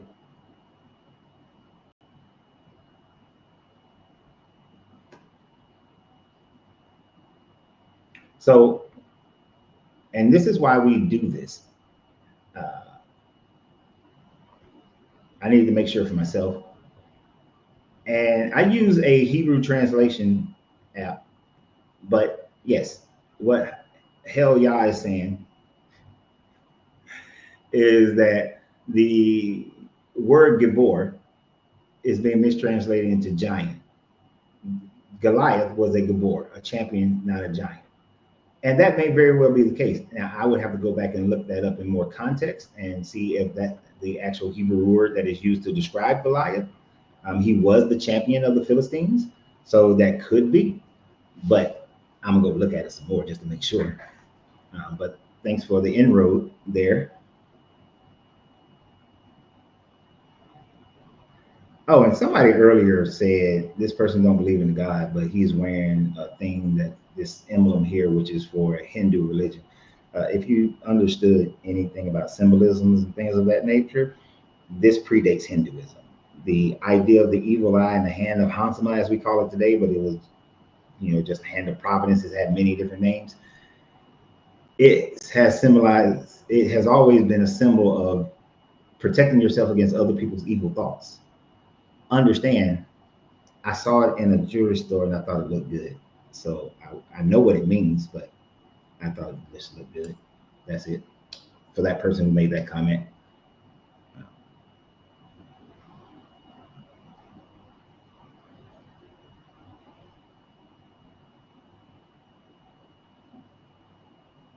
So I think we've pretty much established that giants don't exist. No one has been able to prove giants existed. We have visual circumstantial evidence that creates the belief in giants. We have seen where you have literature that talks about giants. And visual circumstantial evidence, literature, those are not concrete enough to prove that giants have actually ever existed on the planet. No. But we know scientifically it's an impossibility for giants to exist. It's like what? It comes. I think you got a typo there. Suradev predates Hinduism. You say it something predates Hinduism. So that didn't come out right for me to be able to decipher what you're talking about, what you're actually saying there. Look at men today who are 7 feet tall. It's not hard to believe in giants. It should be hard to believe in giants. Once, let me bring it up. Let me bring it up.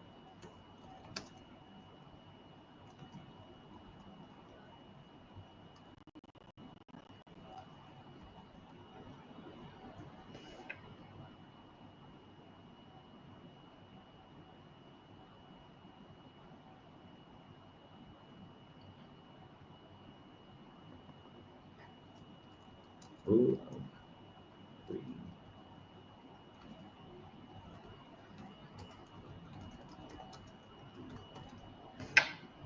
see if I can find it here real quick. Because the 3 cube law will substantiate that you can't be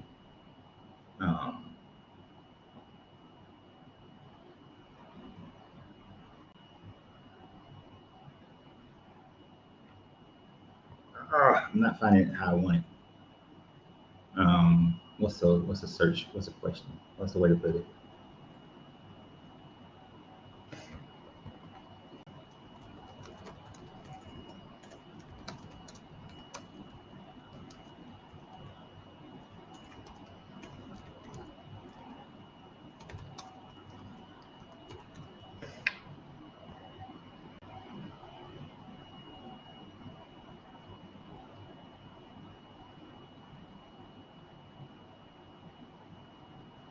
Why is this not coming up the way I want it to go? I'm asking bad questions.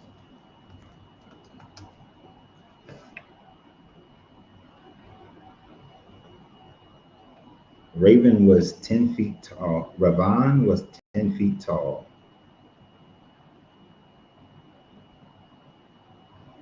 There is proof. Look up Ravan's throne in Sri Lanka.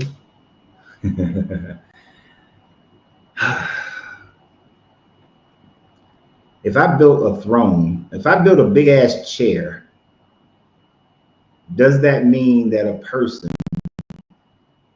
has to be of the height to fit the big chair?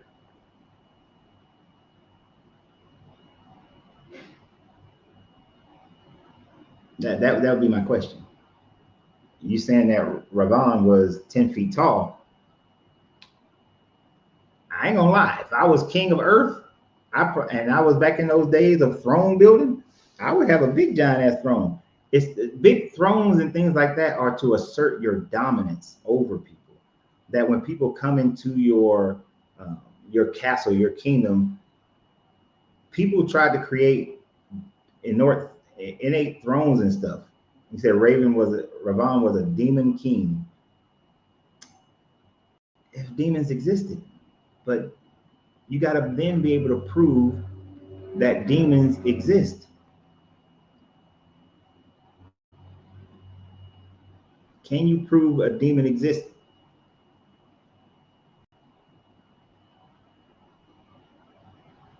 Yeah, so the tallest person on record was Robert Wadlow, 8 feet 11 inches tall. So I'm wrong with my 8 feet 4. 8 feet 11 inches tall. He died at 22 years old. He had gigantism. If you ever seen pictures of him, this dude is like walking around. He can't walk effectively. He just can't walk. And the chances of gigantism is of that level is like 1 in a billion. Well, 1 in a million. It's not even 1 in a million. It's more like 1 in 15 million that someone is going to have gigantism that allows them to be 8 feet 11 inches. This is such a rare thing that there's a whole race of people like that. Is definitely a hell no. Now, if your average person is 5'4" and someone is 6'2", what do you say? What John said? If the average person is 5'4", then anyone 6'2" is big. 7 foot is a giant. And I can get down with that. I can get down that there were people who had gigantism back in those days. Not a whole group, not a whole big family, not a whole tribe of people that has gigantism. Now, can you have a tribe of people like we do today with the Maasai tribe, that where them jokers are like 6'9", 6'8", and 7 foot? Yeah. But so like when the people went over to Jericho and they said they look like they're giants over there, they could have seen just some tall ass people. But this whole Genesis story of angels having sex with women and birthing out these 50-foot and 30-foot babies. I'm curious to the women who are on here. Do you think that back in the day, they pom pom was releasing out some big giant babies? Oh, girl, you had a 30-pound baby. You imagine a 30-pound baby trying to come through your pom pom? Hell no. Mm-mm. That's not happening. That is not going to happen. But I guess let me see. I guess there's no more. James Montgomery. For some reason, I've been trying to let people get on TikTok, but it hasn't been working. Let's see if it works for James. I really got used to that one. I'm talking about how to live, you know what I'm saying? James.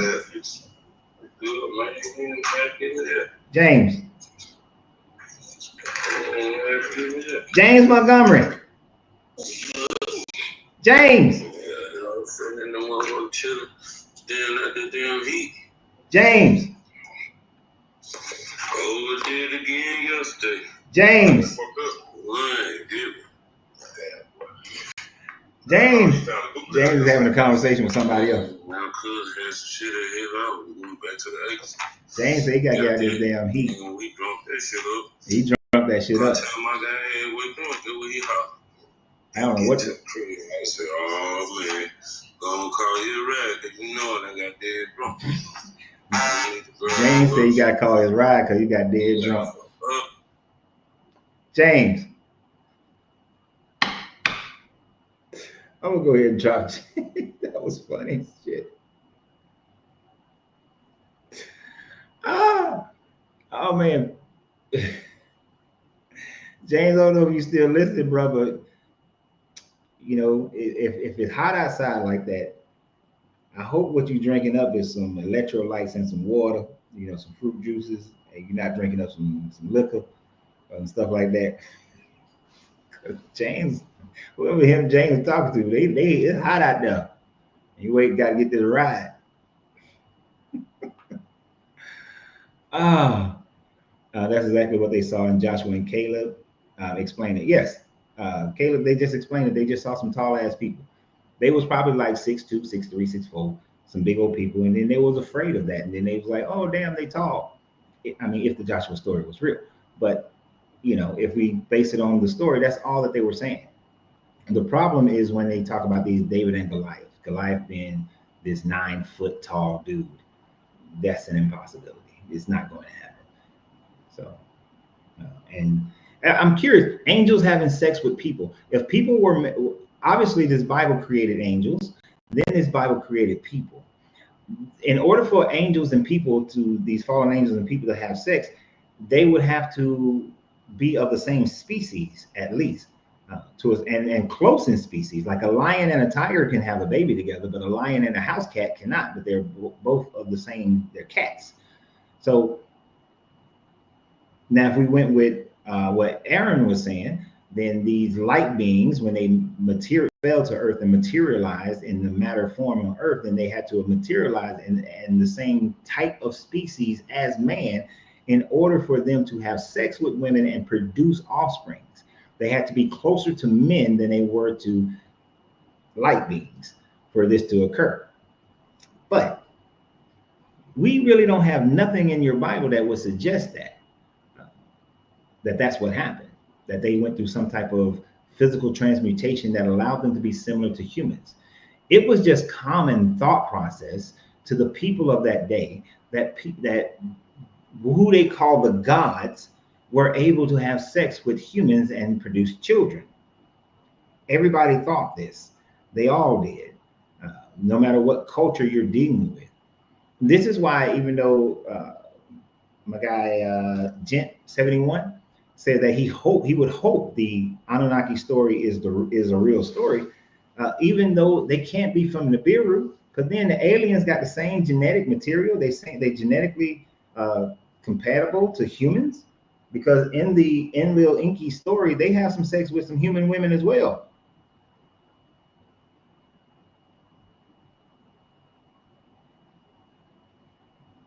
They would have to have some of that as well. They have to be compatible to the humans.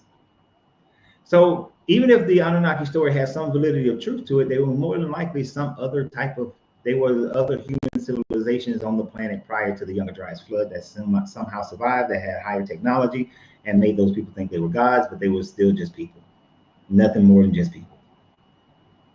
And they had sex. Just like Homo sapiens and Neanderthal are close enough in species to be able to breed with one another, there had to be some type of similarity of that level in order for this sons of gods to have sex with the daughters of men and produce giants.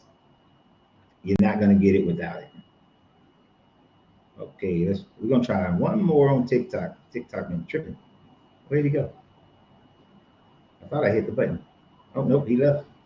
Guess he jumped out of the thing before I had a chance to put him up. So yeah, it just doesn't. So it's been 3 hours and 21 minutes. Oh, wait a minute. You have to do the request again, Warzone. But I forgot what I was saying.